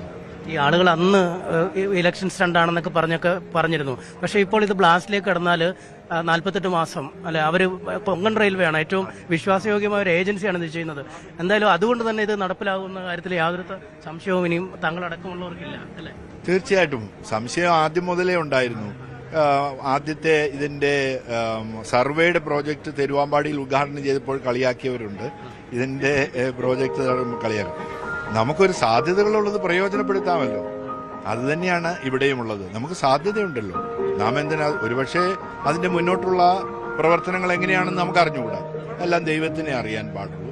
അത് ദൈവമാണല്ലോ എല്ലാം നിശ്ചയിക്കുന്നത്. പക്ഷേ ഇവിടെ നമുക്ക് കഴിയുന്ന വിധത്തിൽ ഒരു പ്രോജക്റ്റ് വന്നു, സ്വപ്ന പദ്ധതിയാണ്, മുന്നോട്ട് നീങ്ങുക. അതാണല്ലോ. അടുത്ത തെരഞ്ഞെടുപ്പ് വരാൻ പോവാണ്. ഈ തിരുവമ്പാടി അടക്കമുള്ള ഇടങ്ങളിൽ ഈ ഒരു വികസന പദ്ധതി സ്വാധീനം ചെലുത്തുമെന്ന് കരുതുന്നുണ്ടോ താങ്കൾ? തിരഞ്ഞെടുപ്പ് ഇതുമായിട്ട് കൂട്ടി എനിക്ക് പറയാൻ സാധിക്കുകയില്ല. വികസനം എപ്പോഴും പ്രധാനപ്പെട്ടതാണല്ലോ. അതാണ് നാടിന് നൽകുന്നത്. ആ മേഖലയിലാണ് നാം എപ്പോഴും സമീപിക്കുന്നത്. ഈ സഭയ്ക്ക് അക്കാര്യത്തിൽ പ്രത്യേകിച്ച് നിലപാടുകളൊന്നുമില്ല. ഈ പല പ്രചാരണങ്ങളും നേരത്തെ വരുന്നുണ്ടായിരുന്നു. ഈ സ്ഥാനാർത്ഥി നിർണ്ണയം അടക്കമുള്ള കാര്യങ്ങളിലൊക്കെ സഭ ചില നിർദ്ദേശങ്ങൾ പല മുന്നണികളോടും വെച്ചിട്ടുണ്ട്. അങ്ങനെ എന്തെങ്കിലും കാര്യങ്ങൾ പ്രചാരണത്തിൽ നടത്തുന്നുണ്ടോ? അത് ഈ പ്രോജക്റ്റിനെ പറ്റി ആളുകൾ പറയുന്നില്ലേ, ഇതെല്ലാം വെറുതെയാണ്, അങ്ങനെയാണെന്നൊക്കെ ഊഹാപോഹങ്ങളാണല്ലോ എപ്പോഴും പ്രചരിപ്പിക്കുന്നത്. അതിന് വലിയൊരു പ്രസക്തി ഇല്ലല്ലോ. ആളുകൾക്ക് തോന്നുന്നത് പ്രചരിപ്പിക്കുന്നു. സത്യം എപ്പോഴും ശക്തമായിട്ട് നിൽക്കും. ഈ UDFന്റെ കാര്യമായാലും LDFന്റെ കാര്യമായാലും സഭ അങ്ങനെ നിർദ്ദേശങ്ങളൊന്നും കൊടുക്കാറില്ല. ഞങ്ങള് തെരഞ്ഞെടുപ്പിൽ ഇടപെടേണ്ട ആവശ്യം ഞങ്ങൾക്ക് ഇല്ലല്ലോ. ഇല്ല, തീർച്ചയായിട്ടും അതൊക്കെ രാഷ്ട്രീയം മറ്റു മേഖലകളിലാണ്. തെരഞ്ഞെടുപ്പിൽ ഞങ്ങൾ ഡയറക്റ്റായിട്ട് ഇടപെട്ടാൽ എങ്ങനെയാണ് തെരഞ്ഞെടുപ്പ് സംവിധാനങ്ങൾ മുന്നോട്ട് പോകുക? അത് രാഷ്ട്രീയക്കാരുടെ ജോലിയല്ലേ, അവർ തീരുമാനിക്കട്ടെ. എന്തായാലും വലിയൊരു വികസന പദ്ധതിയാണ് നടപ്പിലാവുന്നത്. ഈ പദ്ധതിക്ക് വേണ്ടി ആദ്യഘട്ടം മുതൽ നിലയുറപ്പിച്ച ഒരു ആൾ കൂടിയാണ് അദ്ദേഹം. അതുകൊണ്ട് വലിയ സന്തോഷത്തിലാണ് താമരശ്ശേരി രൂപതാധ്യക്ഷൻ അടക്കമുള്ള ആളുകൾ ഇപ്പോൾ ഉള്ളത്. വി ജോയിയുടെ സ്ഥാനാർത്ഥിത്വത്തിൽ തിരുവനന്തപുരം ജില്ലാ കമ്മിറ്റിയിൽ രൂക്ഷ വിമർശനം. സെക്രട്ടറിമാർ മത്സരിക്കേണ്ട എന്ന തീരുമാനം ജോയിക്ക് മാത്രമായി തിരുത്തി. തദ്ദേശ തെരഞ്ഞെടുപ്പിൽ ബ്രാഞ്ച് സെക്രട്ടറിമാർ പോലും മാറി നിന്നതാണെന്നും ഇത് ശരിയായ രീതിയല്ലെന്നും കമ്മിറ്റിയിൽ കരമന ഹരി വിമർശിച്ചു. സെക്രട്ടറി പദം ആരുടെയും അട്ടിപ്പേർ അവകാശമല്ലെന്നും വിമർശനമുണ്ടായി. മുസ്ലിം ആയതുകൊണ്ടല്ല റഹീമിനെ സെക്രട്ടറി ആക്കിയതെന്ന് MV ഗോവിന്ദൻ പറഞ്ഞു. VV അരുൺ വിവരങ്ങൾ പങ്കുവെക്കുന്നുണ്ട്. അരുണ്, ജോയി സ്ഥാനാർത്ഥിയാകുമെന്നുള്ളത് ഒരുപക്ഷെ നമുക്കറിയാൻ അപ്രതീക്ഷിത തീരുമാനമായിരുന്നു. സെക്രട്ടറിമാർ മത്സരിക്കേണ്ട എന്ന മാനദണ്ഡം ലംഘിച്ചു എന്ന ആക്ഷേപമൊക്കെ ഉണ്ടായിരുന്നു. ഇപ്പോൾ ഇത് ജില്ലാ കമ്മിറ്റിയിൽ വലിയ പൊട്ടിത്തെറിയായി മാറിയിരിക്കുകയാണോ? സംസ്ഥാന സമിതി അംഗീകരിച്ച സ്ഥാനാർത്ഥി പട്ടിക ജില്ലകളിൽ ചർച്ച ചെയ്യണം. അതിനുവേണ്ടിയാണെന്ന് CPMന്റെ തിരുവനന്തപുരം ജില്ലാ കമ്മിറ്റി ചേർന്നത്. അതിനൊപ്പം തന്നെ വി ജോയ് വർക്കലയിൽ സ്ഥാനാർത്ഥിയാകുമ്പോൾ പകരം ആക്ടിംഗ് സെക്രട്ടറിയായി A റഹീമിനെ തിരുവനന്തപുരം ജില്ലാ സെക്രട്ടേറിയറ്റ് തെരഞ്ഞെടുത്തിരുന്നു. അതിന് ജില്ലാ കമ്മിറ്റിയുടെ അനുമതിയും വേണം. അതിനുവേണ്ടി ചേർന്ന ജില്ലാ കമ്മിറ്റി യോഗത്തിലാണ് കരമന ഹരി രൂക്ഷ വിമർശനം വി ജോയിക്കെതിരെയും ജോയിയെ സ്ഥാനാർത്ഥിയാക്കിയതിനെതിരെയും ഉന്നയിച്ചത്.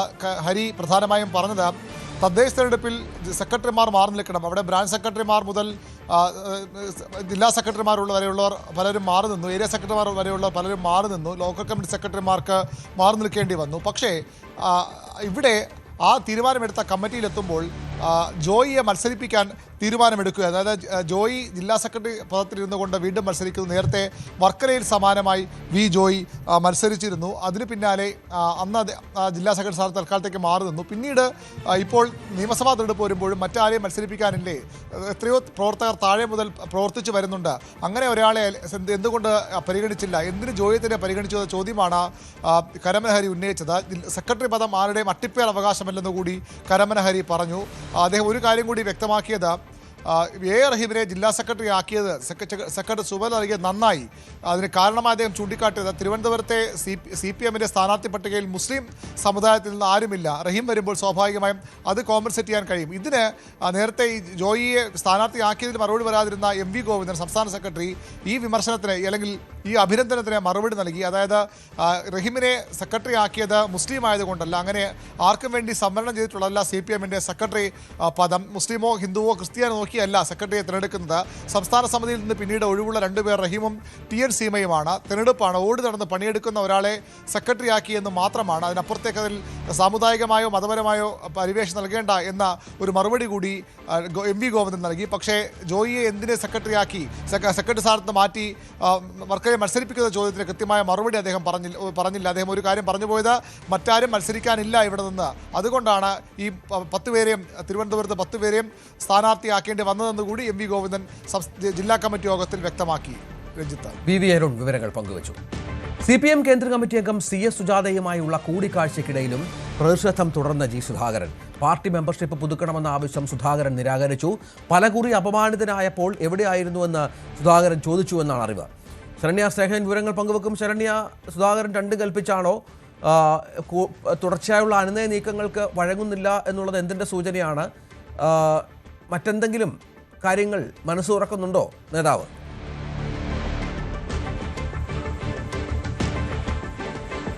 രഞ്ജിത്ത്, കഴിഞ്ഞ കുറേ ദിവസങ്ങളായി മാധ്യമങ്ങൾക്കടക്കം മറുപടി നൽകാതെ മൗനം പാലിക്കുകയാണ് ജി സുധാകരൻ. അദ്ദേഹത്തിന്റെ ഒരു കടുത്ത മൗനം തന്നെ അത്തരം ഒരു തീരുമാനത്തിൽ ആണ് എന്നുള്ള സൂചനകളാണ് നമുക്ക് നൽകിക്കൊണ്ടിരിക്കുന്നത്. ഇപ്പോൾ കഴിഞ്ഞ ദിവസം, അതായത് ആർ നാസറും ഒപ്പം സംസ്ഥാന സെക്രട്ടറി എം വി ഗോവിന്ദനും അടക്കമുള്ള ആളുകൾ ഫോണിൽ ബന്ധപ്പെട്ടിരുന്നു. മെമ്പർഷിപ്പ് പുതുക്കണമെന്ന നാസർ ജി സുധാകരനോട് ആവശ്യപ്പെട്ടു. പക്ഷേ എന്നാൽ അത് നിരാകരിക്കുകയാണ് അദ്ദേഹത്തിന്റെ ഭാഗത്തു നിന്നുണ്ടായത്.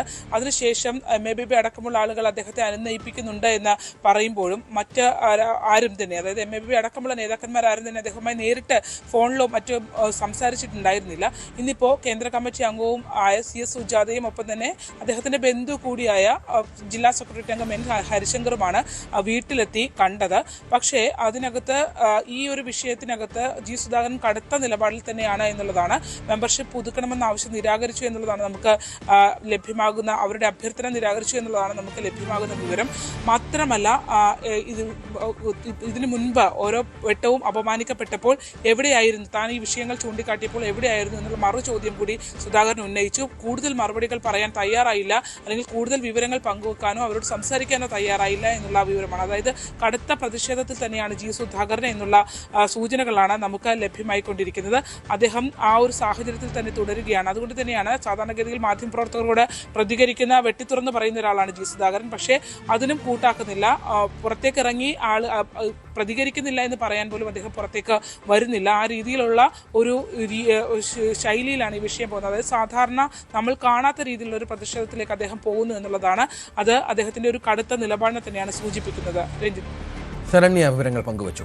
CPM-ൽ നിന്ന് പുറത്താക്കിയ PK ശശിക്കെതിരെ പാലക്കാട് പാർട്ടി നേതാക്കൾ രംഗത്ത്. തനിക്കെതിരായ വ്യക്തിപരമായ ആരോപണങ്ങളിൽ ശശിക്കെതിരെ പാർട്ടി നിയമ നടപടി സ്വീകരിക്കുമെന്ന് ജില്ലാ സെക്രട്ടറി EN സുരേഷ് ബാബു പ്രതികരിച്ചു. ആരോപണം ഉന്നയിച്ചവർ തെളിവുകൾ പുറത്തുവിടണം. PK കുഞ്ഞാലിക്കുട്ടിയും അടൂർ പ്രകാശും VD സതീശനും ശശിയുടെ തീവ്രത അളക്കട്ടെ എന്നും സുരേഷ് ബാബു പറഞ്ഞു. ഞങ്ങളുടെ പാർട്ടിയിലെ ഓരോ സഖാക്കളെയും അതാത് സമയങ്ങളിൽ തെറ്റ് തിരുത്തിക്കാനുള്ള നടപടി എല്ലാ കാലത്തും സ്വീകരിക്കാറുണ്ട്. അതിന് പോലീസ് സ്റ്റേഷനിൽ പോയി കേസ് കൊടുക്കുക എന്ന് പറയുന്ന രീതിയല്ല. അതുകൊണ്ട് തന്നെ ഞങ്ങൾ കറക്റ്റ് ചെയ്യാനാണ്, സഖാക്കളെ കറക്റ്റ് ചെയ്യാനാണ് നടപടി സ്വീകരിക്കുന്നത്. കറക്റ്റാക്കാത്തവർക്ക് ഇന്നലെ ശശിക്കുള്ള ഒരു ഗതിയായിരിക്കും ഉണ്ടാവുക. ഇപ്പം ശശിയെ ഏറ്റവും അവസാനം വരെ ഞങ്ങൾ തിരുത്തിക്കുന്നതിന് വേണ്ടിയിട്ടാണ്. നിങ്ങൾ പലരും ചോദിച്ചല്ലോ ഇത്ര കാലം എന്താ നടപടിയെടുക്കാത്തതെന്നൊക്കെ. അപ്പം ഞങ്ങൾ കറക്റ്റ് ചെയ്യാൻ വേണ്ടിയിട്ടാണ്. പിന്നെ സ്വയം നശിച്ചേ അടങ്ങൂ എന്ന് പറഞ്ഞ വാശിയിൽ ഞങ്ങളുടെ കൂടെയുള്ള ഒരാൾ പോയാൽ ഞങ്ങൾക്കൊന്നും ചെയ്യാൻ പറ്റില്ല. അത് അയാൾ എന്താ പറയുക, കാവ്യനീതി ഉണ്ടല്ലോ, അത് അനുഭവിച്ചേ മതിയാവും.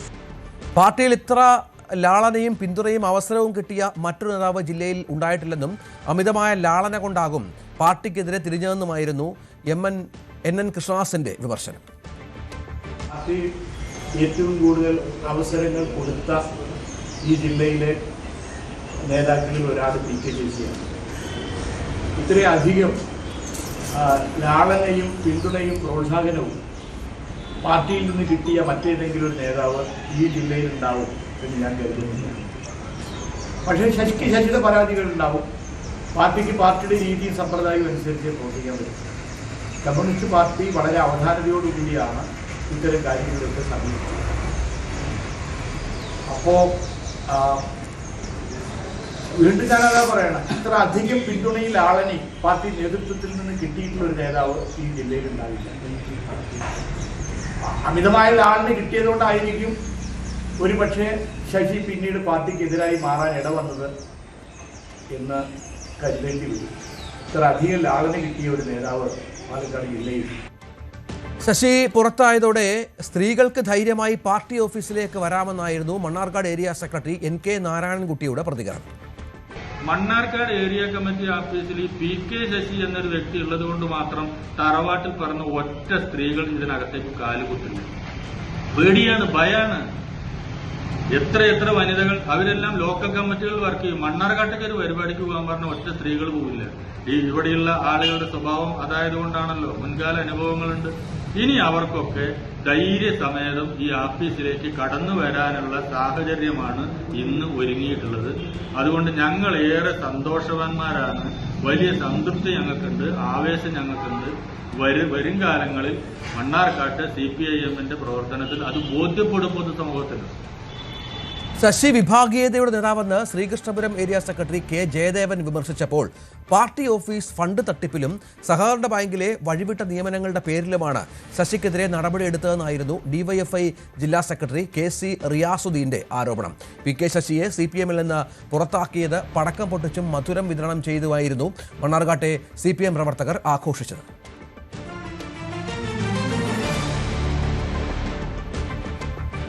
PK ശശി നേതൃത്വം നൽകുന്ന കൂട്ടായ്മയെ തള്ളി ഒറ്റപ്പാലത്തെ CPM വിമതർ 2006-ൽ ജില്ലയിലെ പാർട്ടിയെ ശശിയും സംഘവും എങ്ങനെ കൈകാര്യം ചെയ്തു എന്ന് കൃത്യമായി അറിയാം. ആരെങ്കിലും പറയുന്നിടത്ത് പോകില്ലെന്നും വിമത കൂട്ടായ്മയുമായി സഹകരിക്കില്ലെന്നും സ്വതന്ത്ര മുന്നണി നേതാവ് SR പ്രകാശ് പ്രതികരിച്ചു. ഇതിനിടെ കൊഴിഞ്ഞാമ്പാറയിലെ 2 വിമത നേതാക്കൾ CPM-ൽ തിരിച്ചെത്തി. പെരുമ്പാറച്ചുള്ള പാൽ society director S Karthik, Kozhinjampara panchayat അംഗം N വിജയാനന്ദ് എന്നിവരാണ് പാർട്ടിയിൽ തിരിച്ചെത്തിയത്. വിമത നേതാവ് M സതീശന്റെ വിശ്വസ്തരിൽ ഒരാളാണ് വിജയാനന്ദ്. തന്നെ തെറ്റിദ്ധരിപ്പിച്ചാണ് സതീഷ് വിമതപക്ഷത്തേക്ക് എത്തിച്ചതെന്നും UDF-നൊപ്പം ചേരാനുള്ള നീക്കത്തിൽ സഹകരിക്കാൻ കഴിയാത്തതിനാലാണ് CPM-ൽ തിരിച്ചെത്തിയതെന്നും വിജയാനന്ദ് പ്രതികരിച്ചു. Sitting MLA CK ആശയെ ഉൾപ്പെടുത്താതെ CPI Vaikom മണ്ഡലം കമ്മിറ്റിയുടെ സ്ഥാനാർത്ഥി പട്ടിക. ജില്ലാ എക്സിക്യൂട്ടീവ് അംഗം P പ്രദീപ്, ജില്ലാ പഞ്ചായത്ത് അംഗം രാജേഷ്, AISF സംസ്ഥാന കമ്മിറ്റി അംഗം ശ്രീലക്ഷ്മി അജി, നയനകുമാർ എന്നിവരുടെ പേരുകളാണ് മണ്ഡലം കമ്മിറ്റി ജില്ലാ എക്സിക്യൂട്ടീവിന് കൈമാറിയത്. വൈക്കത്ത് ഒരു സ്ഥാനാർത്ഥി മാറ്റത്തിന്റെ സൂചനകൾ തന്നെയാണ് CPI-യിൽ നിന്ന് പുറത്തു വരുന്നത് എന്നുള്ളതാണ് എടുത്ത് കാണാൻ സാധിക്കുന്നത്. വൈക്കം നിയമസഭാ സീറ്റിൽ 2 CPI-യുടെ മണ്ഡലം കമ്മിറ്റികളാണുള്ളത്. വൈക്കം മണ്ഡലം കമ്മിറ്റിയും തലയോലപ്പറമ്പ് മണ്ഡലം കമ്മിറ്റിയും. ഈ 2 മണ്ഡലം കമ്മിറ്റിയും ജില്ലാ എക്സിക്യൂട്ടീവിന് കൈമാറിയ ലിസ്റ്റിലാണ് CK ആശയുടെ പേര് വെട്ടിമാറ്റിയത് എന്നുള്ളതാണ് നമുക്ക് മനസ്സിലാക്കാൻ സാധിക്കുന്നത്. വൈക്കം മണ്ഡലം കമ്മിറ്റിയിൽ ഏതാണ്ട് ചില 2-3 അംഗങ്ങൾ ഈ CK ആശയുടെ പേര് നിർദ്ദേശിച്ചിരുന്നു. പക്ഷേ അതിൽ കൂടുതൽ എതിർപ്പാണ് ഉണ്ടായത്. അങ്ങനെ കൂടിയാണ് ഇങ്ങനൊരു തീരുമാനത്തിലേക്ക് എത്തിയത്. മാത്രമല്ല 2 ടൈം പൂർത്തിയാക്കിയ ആളാണ് CK ആശ. അതുകൊണ്ട് തന്നെ ഇനിയൊരു അവസരം നൽകേണ്ടതില്ല, ഈ ടേം വ്യവസ്ഥ പരിഗണിച്ചുകൊണ്ടുള്ള ലിസ്റ്റ് മതി എന്നത് മണ്ഡലം കമ്മിറ്റിയിൽ നിലപാട് വന്നു എന്നാണ് നമുക്ക് മനസ്സിലാക്കാൻ സാധിക്കുന്നത്.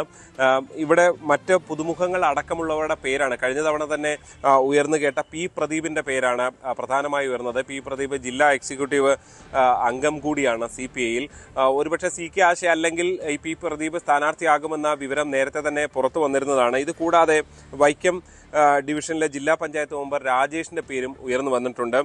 ശ്രീലക്ഷ്മി അജി AISF-ന്റെ സംസ്ഥാന കമ്മിറ്റി അംഗം, നയനകുമാർ CPI-യുടെ തലയോലപ്പറമ്പ് മണ്ഡലം കമ്മിറ്റി അംഗം, ഇവരുടെ പേരുകളും ഈ പട്ടികയിൽ വന്നിട്ടുണ്ട്. എന്തായാലും ജില്ലാ എക്സിക്യൂട്ടീവ് പേരുകൾ ചർച്ചയുണ്ടാകും. പക്ഷേ നമുക്ക് മനസ്സിലാക്കുന്ന വിവരം അനുസരിച്ച് ഒരു പക്ഷേ CK ആശയ്ക്ക് സംസ്ഥാന നേതൃത്വം ഇളവ് നൽകാനുള്ള സാധ്യതയുണ്ട്. അങ്ങനെയെങ്കിൽ മാത്രമായിരിക്കും ഇനി CK ആശയ്ക്ക് വൈക്കത്ത് മത്സരിക്കാൻ കഴിയുക എന്നുള്ളതാണ് എടുത്തു കാണേണ്ടത്. വൈക്കത്ത് പ്രാദേശികമായി CPI-ക്കുള്ളിൽ വലിയ തർക്കങ്ങളും പ്രതിഷേധങ്ങളും ഒക്കെ ഉണ്ടായിരുന്നതാണ്. അതിൻ്റെ കൂടി ഭാഗമായി കൂടിയാണ് ഇങ്ങനൊരു വെട്ടി നിരത്തൽ എന്ന നിലയിലേക്ക് കാര്യങ്ങൾ എത്തുന്നതെന്നാണ് നമുക്ക് മനസ്സിലാക്കുന്നത്. എന്തായാലും സംസ്ഥാന നേതൃത്വത്തിൻ്റെ കനിവിനായി CK ആശ കാത്തിരിക്കേണ്ടി വരും. കേരള കോൺഗ്രസ് ജോസഫ് വിഭാഗത്തിൽ കൂടുതൽ സീറ്റുകൾ ഏറ്റെടുക്കാൻ കോൺഗ്രസ്. ഏറ്റുമാനൂർ ഏറ്റെടുത്താൽ പകരം സീറ്റ് നൽകില്ലെന്നാണ് കോൺഗ്രസ് നിലപാട്. ഏറ്റുമാനൂരിന് പുറമെ ചങ്ങനാശ്ശേരി കൂടി ഏറ്റെടുക്കാൻ കോൺഗ്രസ് നീക്കം നടത്തുന്നതും ജോസഫ് ഗ്രൂപ്പിനെ പ്രതിസന്ധിയിലാക്കുന്നു. പുതുയുഗയാത്ര പൂർത്തിയാകുന്നതിന് പിന്നാലെ സീറ്റ് വിഭജന ചർച്ചകളിലേക്ക് കടക്കും. ഇനി തെരഞ്ഞെടുപ്പിൽ ഉഭയകക്ഷി ചർച്ചകളിലേക്ക് കോൺഗ്രസ് കടക്കുകയാണ്, UDF കടക്കുകയാണ്. അവിടെയാണ് കോട്ടയം ജില്ലയിൽ ഫലത്തിൽ ജോസഫ് ഗ്രൂപ്പിനെ സംബന്ധിച്ച് അങ്കലാപ്പിലാകുന്ന തരത്തിലുള്ള സീറ്റ് വിഭജന നീക്കങ്ങൾ കോൺഗ്രസിന്റെ ഭാഗത്ത് നിന്ന് ഉണ്ടാകുന്നത് എന്നുള്ളതാണ് നമുക്ക് ലഭ്യമാകുന്ന വിവരം. പ്രത്യേകിച്ച് ഈ ഏറ്റുമാനൂർ സീറ്റ് ഏറ്റെടുക്കാൻ കോൺഗ്രസ് നേരത്തെ തന്നെ തീരുമാനിച്ചതാണ്. അവിടെ പല പേരുകൾ കോൺഗ്രസ് ഇതിനകം തന്നെ പരിഗണിക്കുന്നു. നാട്ടകം സുരേഷിന്റെ പേരുണ്ടായിരുന്നു ഏറ്റവും ഒടുവിൽ. പക്ഷേ ജോസഫ് വാഴക്കന്റെ പേരൊക്കെയാണ് ഏറ്റവും ഒടുവിൽ ഉയർന്നു കേൾക്കുന്നത്. PK വൈശാഖിന്റെയും ഗോപകുമാറിന്റെയും ഒക്കെ പേരുകളുണ്ട്. ഇവർക്കൊക്കെ വേണ്ടി ഈ സീറ്റ് ഏറ്റെടുക്കുക, കോൺഗ്രസ് മത്സരിച്ചാൽ ആ സീറ്റ് പിടിക്കാം എന്ന ഒരു രീതിയാണ് പ്രതിപക്ഷ നേതാവിന് അടക്കമുള്ള അഭിപ്രായം. അങ്ങനെയാണ് ഉള്ളത്. പക്ഷേ ഈ സീറ്റ് ഏറ്റെടുക്കാൻ ഒരുപക്ഷെ സമ്മതിച്ചാൽ പോലും പകരം പൂഞ്ഞാർ സീറ്റ് കിട്ടിയേക്കും എന്നുള്ളതായിരുന്നു ജോസഫ് വിഭാഗത്തിന്റെ പ്രതീക്ഷ. പക്ഷേ പൂഞ്ഞാർ സീറ്റും കൊടുക്കില്ല എന്ന നിലപാടിലേക്ക് കോൺഗ്രസ് എത്തുന്നു എന്നാണ് നമുക്ക് മനസ്സിലാക്കാൻ സാധിക്കുന്നത്. പൂഞ്ഞാർ മാത്രമല്ല മറ്റു പല സീറ്റുകളും കുട്ടനാട് ചങ്ങനാശ്ശേരി, ഇടുക്കി പോലുള്ള സീറ്റുകളും ഏറ്റെടുക്കാൻ കോൺഗ്രസ് ആലോചിക്കുന്നുണ്ട്. അങ്ങനെയെങ്കിൽ ആദ്യഘട്ടത്തിൽ 6 സീറ്റ് മാത്രമായിരിക്കും ഫലത്തിൽ ജോസഫ് ഗ്രൂപ്പിന് ഉണ്ടാകുക എന്നുള്ളതായിരുന്നു കണക്ക്. ഒരുപക്ഷെ ചിലപ്പോൾ ഇടുക്കി ഏറ്റെടുത്തേക്കില്ല എന്നുള്ള വിവരം വരുന്നുണ്ട്. പക്ഷേ ഇടുക്കി വിട്ടുകൊടുക്കാതിരിക്കാൻ ഒരുപക്ഷെ PJ ജോസഫ് തന്നെ ഇടുക്കിയിൽ പോയി മത്സരിക്കുകയും അബു ജോസഫിനെ തൊടുപുഴയിൽ ഇറക്കുകയും ചെയ്യും എന്നുള്ള വിവരങ്ങളും പുറത്തു വരുന്നുണ്ട്. പക്ഷെ അപ്പോഴും ചങ്ങനാശ്ശേരിയും കുട്ടനാടും ഒക്കെ വലിയ ചോദ്യചിഹ്നമായി നിൽക്കുകയാണ്. കുട്ടനാട് കൂടി ഏറ്റെടുക്കാനുള്ള സാധ്യതയുണ്ട്. ചങ്ങനാശ്ശേരിയിലേക്കും അതെത്തുമോ എന്നുള്ളത് മാത്രമാണ് അറിയാനുള്ളത്. അങ്ങനെ വരുമ്പോഴാണ് ജോസഫ് ഗ്രൂപ്പ് ആകെ ഉണ്ടായിരുന്ന 10 സീറ്റിൽ ഒരുപക്ഷെ 6ഓ 7ഓ സീറ്റിലേക്ക് ചുരുങ്ങുന്ന നിലയിലേക്ക് കാര്യങ്ങൾ എത്തുന്നത്. എന്തായാലും ഇപ്പുറത്ത് മറ്റൊരു പ്രധാനപ്പെട്ട കാര്യം കൂടിയുള്ളത്, ജോസ് കെ മാണി വിഭാഗം പല നീക്കങ്ങളും ജോസഫ് ഗ്രൂപ്പിനൊപ്പം എത്തിക്കാൻ നേരത്തെ അവരുടെ വികസന സന്ദേശ യാത്രയുമായി ബന്ധപ്പെട്ട് നടത്തിയ പ്രസ് മീറ്റുകളിൽ പറഞ്ഞതാണ്. പക്ഷേ അതെല്ലാം ജോസഫ് ഗ്രൂപ്പ് തള്ളിയതാണ്. ഈ സ്ഥലങ്ങളിലെല്ലാം സീറ്റ് നഷ്ടപ്പെടാൻ, ജോസഫ് ഗ്രൂപ്പിന് നഷ്ടപ്പെടാൻ സാധ്യതയുള്ള സ്ഥലങ്ങളിലെല്ലാം നിൽക്കുന്ന സീറ്റ് മോഹികളായ നേതാക്കളെ ഒപ്പം എത്തിക്കാനുള്ള തന്ത്രമായിരിക്കും പകരം ജോസ് കെ മാണി വിഭാഗം നടത്തുക. കാരണം അവർക്ക് 12 അല്ലെങ്കിൽ 13 സീറ്റ് കിട്ടുമെന്ന് ഏതാണ്ട് ഉറപ്പായി കഴിഞ്ഞു. ആ ഘട്ടത്തിൽ ശക്തി ഞങ്ങളാണ്, പ്രധാനപ്പെട്ട തറവാട് ഞങ്ങളാണ് എന്ന് പറയുന്ന ജോസഫ് ഗ്രൂപ്പിന് അവിടെ കിട്ടുക 6 അല്ലെങ്കിൽ 7 അല്ലെങ്കിൽ പരമാവധി 8 സീറ്റ് എന്ന നിലയിലേക്ക് കാര്യങ്ങൾ വരുമ്പോൾ അത് കേരള കോൺഗ്രസിൽ തന്നെ ഫലത്തിൽ അവർ ശോഷിച്ചു പോകുന്ന നിലയിലേക്ക് കാര്യങ്ങൾ പോകും എന്നുള്ളതാണ് പ്രധാനപ്പെട്ടത്. എന്തായാലും ഇത് ജോസഫ് ഗ്രൂപ്പിന് വെല്ലുവിളിയാണ്. ഒപ്പം നിൽക്കുന്നവരെ അടർത്തിക്കൊണ്ടു പോകാതെ നോക്കണം. ഈ സീറ്റുകൾ പരമാവധി പിടിക്കുകയും അവിടെ വിജയിക്കുകയും ചെയ്യുക എന്നൊക്കെയുള്ളത് പ്രധാനപ്പെട്ടതാണ്. പക്ഷേ കോൺഗ്രസ് ചൂണ്ടിക്കാണിക്കുന്നത് വിജയസാധ്യതയാണ്. ആ വിജയസാധ്യത ജോസഫ് ഗ്രൂപ്പ് ചൂണ്ടിക്കാണിക്കുന്ന പല നേതാക്കൾക്കും ഇല്ല എന്നാണ് അവരുടെ വിലയിരുത്തൽ ഉള്ളത്. എന്തായാലും ഇനിയുള്ള ദിവസങ്ങൾ അറിയാം ജോസഫ് ഗ്രൂപ്പിന് എത്ര സീറ്റ്, എത്ര വലിയ നഷ്ടമാണ് ഇനി ഉണ്ടാകാൻ പോകുന്നത് എന്ന്. ഇനി തെരഞ്ഞെടുപ്പിൽ മത്സരിക്കാനില്ലെന്ന് ചിറ്റൂർ MLAയും വൈദ്യുതി മന്ത്രിയുമായ കെ കൃഷ്ണൻകുട്ടി. പുതിയ തലമുറയ്ക്ക് വഴിയൊരുക്കണം, ഇക്കാര്യം നേരത്തെ അറിയിച്ചിട്ടുണ്ടെന്നും പാർട്ടിയാണ് അന്തിമ തീരുമാനം എടുക്കുന്നതെന്നും അദ്ദേഹം ന്യൂസ് 18നോട് പറഞ്ഞു. ജലക്ഷാമം പരിഹരിക്കാൻ ഒട്ടേറെ കുടിവെള്ള പദ്ധതികൾ യാഥാർത്ഥ്യമാക്കിയത് മണ്ഡലത്തിൽ വലിയ മാറ്റങ്ങൾക്ക് കാരണമാക്കി. കേരളത്തിൽ നദികൾ നിറഞ്ഞൊഴുകുന്നതിൻ്റെ ഗുണഫലങ്ങൾ പൂർണ്ണമായും വൈദ്യുതി ഉൽപ്പാദനത്തിന് പ്രയോജനപ്പെടുത്താൻ സാധിക്കുന്ന പദ്ധതികൾ കൊണ്ടുവരണമെന്നും കെ കൃഷ്ണൻകുട്ടി ന്യൂസ് 18നോട് പറഞ്ഞു. തുടർച്ചയായിട്ട് 10 വർഷം അങ്ങ് MLA എന്ന നിലയ്ക്കും പിന്നെ 5 വർഷം ഇപ്പോൾ മന്ത്രി എന്ന നിലയ്ക്കും പൂർത്തീകരിക്കുകയാണല്ലോ. ഈ 7 എങ്ങനെയാണ് പൂർത്തീകരിക്കേണ്ടതായിട്ടുള്ള വല്ല സ്വപ്നങ്ങളും മണ്ഡലത്തെക്കുറിച്ച്, പദ്ധതികൾ? പിന്നെ പദ്ധതികളല്ല, ഇനിയിപ്പോൾ ഞങ്ങൾക്ക് നമ്മുടെ കുടുംബത്തിൻ്റെ വരുമാനം വർദ്ധിക്കുന്ന പദ്ധതികളായിരിക്കണം ഇനി ആസൂത്രണം ചെയ്യേണ്ടതെന്നുള്ളതാണ്. ഒരാൾക്കൊരു വീട്ടിൽ 100 രൂപ ചിലവ്, 200 രൂപയാണ് കുടുംബം നിൽക്കുന്നത്. അപ്പോൾ കുടുംബത്തിന് ഞങ്ങളിപ്പോൾ എൻ്റെ ഒരു മീനാക്ഷി അന്തൽപ്പാലത്ത് അതിൻ്റെ ഒരു 120 ഫാമിലി എടുത്തിട്ട് തുടങ്ങിയപ്പോൾ അത് സക്സസ് ആയിട്ടുണ്ട്. അപ്പോൾ ഒരു 80 വയസ്സായ ഒരാൾക്ക് വരുമാനം ഉണ്ടാക്കാൻ പറ്റില്ലല്ലോ. അപ്പോൾ അയാൾക്ക് വരുമാനം ഉണ്ടാക്കി കൊടുക്കുന്ന രീതിയിലുള്ള പ്ലാനാണ് ആസൂത്രണം ചെയ്തത്. അപ്പോൾ 500 കാട മേടിച്ചു കൊടുത്തു. തീറ്റ എവിടുന്ന് ബെഡിൽ തന്നെ ഇട്ട് കൊടുക്കാം. ഇപ്പം 300 മുട്ട കിട്ടും. 300 കിട്ടിയ 3 4 12 1200 രൂപ കിട്ടും. 300 രൂപ ചിലവ് ചെയ്യാൽ 900 രൂപ ആരുടെ പോക്കറ്റിൽ, 80 വയസ്സായ അയാളുടെ പോക്കറ്റിൽ വരികയാണ്. അച്ഛനും അമ്മയും മക്കളും മരുമക്കളൊക്കെ എന്ത് സ്നേഹം ഉണ്ടാവും അറിയോ? വരുമാനമുണ്ടെങ്കിൽ അങ്ങനെ ഓരോ. അതേപോലെ സാമില് 90% വരെ സബ്സിഡി കിട്ടുന്ന സ്കീമുകളുണ്ട്. അത് കേന്ദ്രാവിഷ്കൃത പദ്ധതികൾ മുഴുവൻ മേടിച്ചു കൊടുക്കാൻ. ഡ്രിപ്പ് ഇറിഗേഷൻ കേരളത്തിൽ തന്നെ ഏറ്റവും നന്നായി ചെയ്തിരിക്കുന്നത് ഇവിടെയാണ്. എല്ലാ അവാർഡും കാർഷിക മേഖലയിൽ കിട്ടുന്നത് ചിറ്റൂരാണ്. 2 അവാർഡെങ്കിലും ഒരു കൊല്ലത്തിൽ കിട്ടും. ഇപ്പോൾ പച്ചക്കറിയിൽ മോഹൻരാജ് പറഞ്ഞ പയ്യന് കിട്ടിയത് എത്ര അറിയോ? 52 ടൺ എടുത്തു കൊടുത്തത് ഒരു ഏക്കറിൽ തക്കാളി. വേൾഡ് റെക്കോർഡ് 48 ഉള്ളൂ. അങ്ങനെ ശാസ്ത്രീയമായി എഴുതാനും വായിക്കാനും അറിയാത്തവരെ ശാസ്ത്രീയമായി പ്രിസിഷൻ ഫാമിംഗ് പഠിപ്പിക്കാൻ നമുക്ക് സാധിച്ചു. അതൊരു തൃപ്തിയാണ്. മനസ്സിലൊരു തൃപ്തി ഉണ്ടല്ലോ. നമ്മളൊരാളിനെ സഹായിച്ചു, ഒന്ന് കാലത്തേറ്റ് വൈകുന്നേരം ആകുമ്പോഴേക്കും നമുക്ക് ഒരാളിനെ സഹായിച്ചു എന്നുള്ളൊരു തൃപ്തി, അത് വലിയ തൃപ്തിയാണ്. മറ്റെന്തിനേക്കാളും വലുതാണ്. ഈ ഇലക്ഷനിലേക്ക് വരുമ്പോൾ രാഷ്ട്രീയമായ സാഹചര്യങ്ങൾ എങ്ങനെയാണ് മണ്ഡലത്തിൽ ഉയർത്തുന്നത്? മണ്ഡലത്തിലെ ഇടതുപക്ഷ ജനാധിപത്യത്തിന് ഈ വികസന പ്രവർത്തനത്തിൽ വോട്ട് ചെയ്യുന്നതാണ് എൻ്റെ വിശ്വാസം. അതുകൊണ്ടാണല്ലോ നമുക്ക് ഇത്രയും വലിയ ഭൂരിപക്ഷം കിട്ടിയത്. വികസന പ്രവർത്തനം, കുടിവെള്ളം എത്തിച്ചതും ഇതൊക്കെ തന്നെയാണ്. അത് ജനങ്ങളൊരിക്കലും കൈവിടില്ല എന്നുള്ളതാണ് എൻ്റെ വിശ്വാസം. ഈ കമ്മ്യൂണിസ്റ്റ് വിമതൻ എന്ന് വിശേഷിപ്പിക്കുന്ന ഒരു വിഭാഗം, അത് PK ശശിക്ക് ഇപ്പോൾ മറുഭാഗത്തേക്ക് മാറുന്ന തരത്തിലാണ് സാഹചര്യങ്ങൾ. അത് ഏതെങ്കിലും തരത്തിൽ ഈ മണ്ഡലത്തിൽ സ്വാധീനം ഉണ്ടാക്കുമോ? അതല്ല, ഇവിടെ നമ്മളിപ്പോൾ ഇലക്ഷനിൽ വരുമ്പോൾ അതൊന്നും അല്ലല്ലോ. 2 ചേരിയല്ലേ വരുള്ളൂ.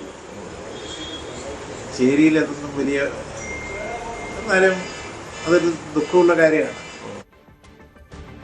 ലെജൻസ് 24ന്റെ ബാനറിൽ പ്രൊഫസർ ഹരിദാസ്, ഡോക്ടർ അജിത് കുമാർ എന്നിവർ ചേർന്ന് നിർമ്മിക്കുന്ന മൈ ഡിയർ ബാർബി എന്ന ചിത്രത്തിന്റെ ചിത്രീകരണം പുരോഗമിക്കുകയാണ്. സന്തോഷ് ഗോപാൽ സംവിധാനം ചെയ്യുന്ന ചിത്രത്തിൽ അലൻസിയർ, ഡോക്ടർ അജിത് കുമാർ, പ്രൊഫസർ ഹരിദാസ് തുടങ്ങി നിരവധി കലാകാരന്മാർ അണിനിരക്കുന്നു. ബേബി അന്ന എന്ന 6 വയസ്സുകാരി ഒരു പ്രധാന കഥാപാത്രത്തെ അവതരിപ്പിക്കുന്നു. ഛായാഗ്രഹണം നിർവഹിക്കുന്നത് സന്ദീപ് ദൃശ്യ, എഡിറ്റിംഗ് അഖിൽ ഏലിയാസ്. ലഹരിക്കെതിരെയുള്ള ശക്തമായ താക്കീതാണ് ഈ സിനിമ. ഹൊറർ പശ്ചാത്തലത്തിൽ ഒരുങ്ങുന്ന ഈ സിനിമയുടെ ചിത്രീകരണം തിരുവനന്തപുരം, നാഗർകോവിൽ, കന്യാകുമാരി, തിരുനെൽവേലി തുടങ്ങിയ സ്ഥലങ്ങളിൽ നടക്കുന്നു. ചിത്രത്തിന്റെ ടൈറ്റിൽ പൂജ കൊല്ലൂർ മൂകാംബിക ക്ഷേത്രത്തിൽ നടന്നു.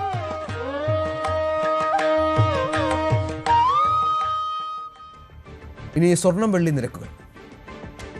കവിത ഗോൾഡ് ആൻഡ് ഡയമണ്ട്സ് ഇന്നത്തെ സ്വർണം വെള്ളി നിരക്കുകൾ നിങ്ങൾക്കായി സമർപ്പിച്ചത് Kavitha gold and diamonds, the versatile jewellery. സ്വർണം 22 ക്യാരറ്റ് ഗ്രാമിന് 14,860, പവന് 1,18,880. സ്വർണം 18 ക്യാരറ്റ് ഗ്രാമിന് 12,270, പവന് 98,160. വെള്ളി ഗ്രാമിന് 285, കിലോയ്ക്ക് 2,85,000. കവിത ഗോൾഡ് ആൻഡ് ഡയമണ്ട്സ് ഇന്നത്തെ സ്വർണം വെള്ളി നിരക്കുകൾ നിങ്ങൾക്കായി സമർപ്പിച്ചത് Kavitha gold and diamonds, the versatile jewellery. ഇനി സ്പോട്ട് ലൈവിൽ ടോം ചേരും.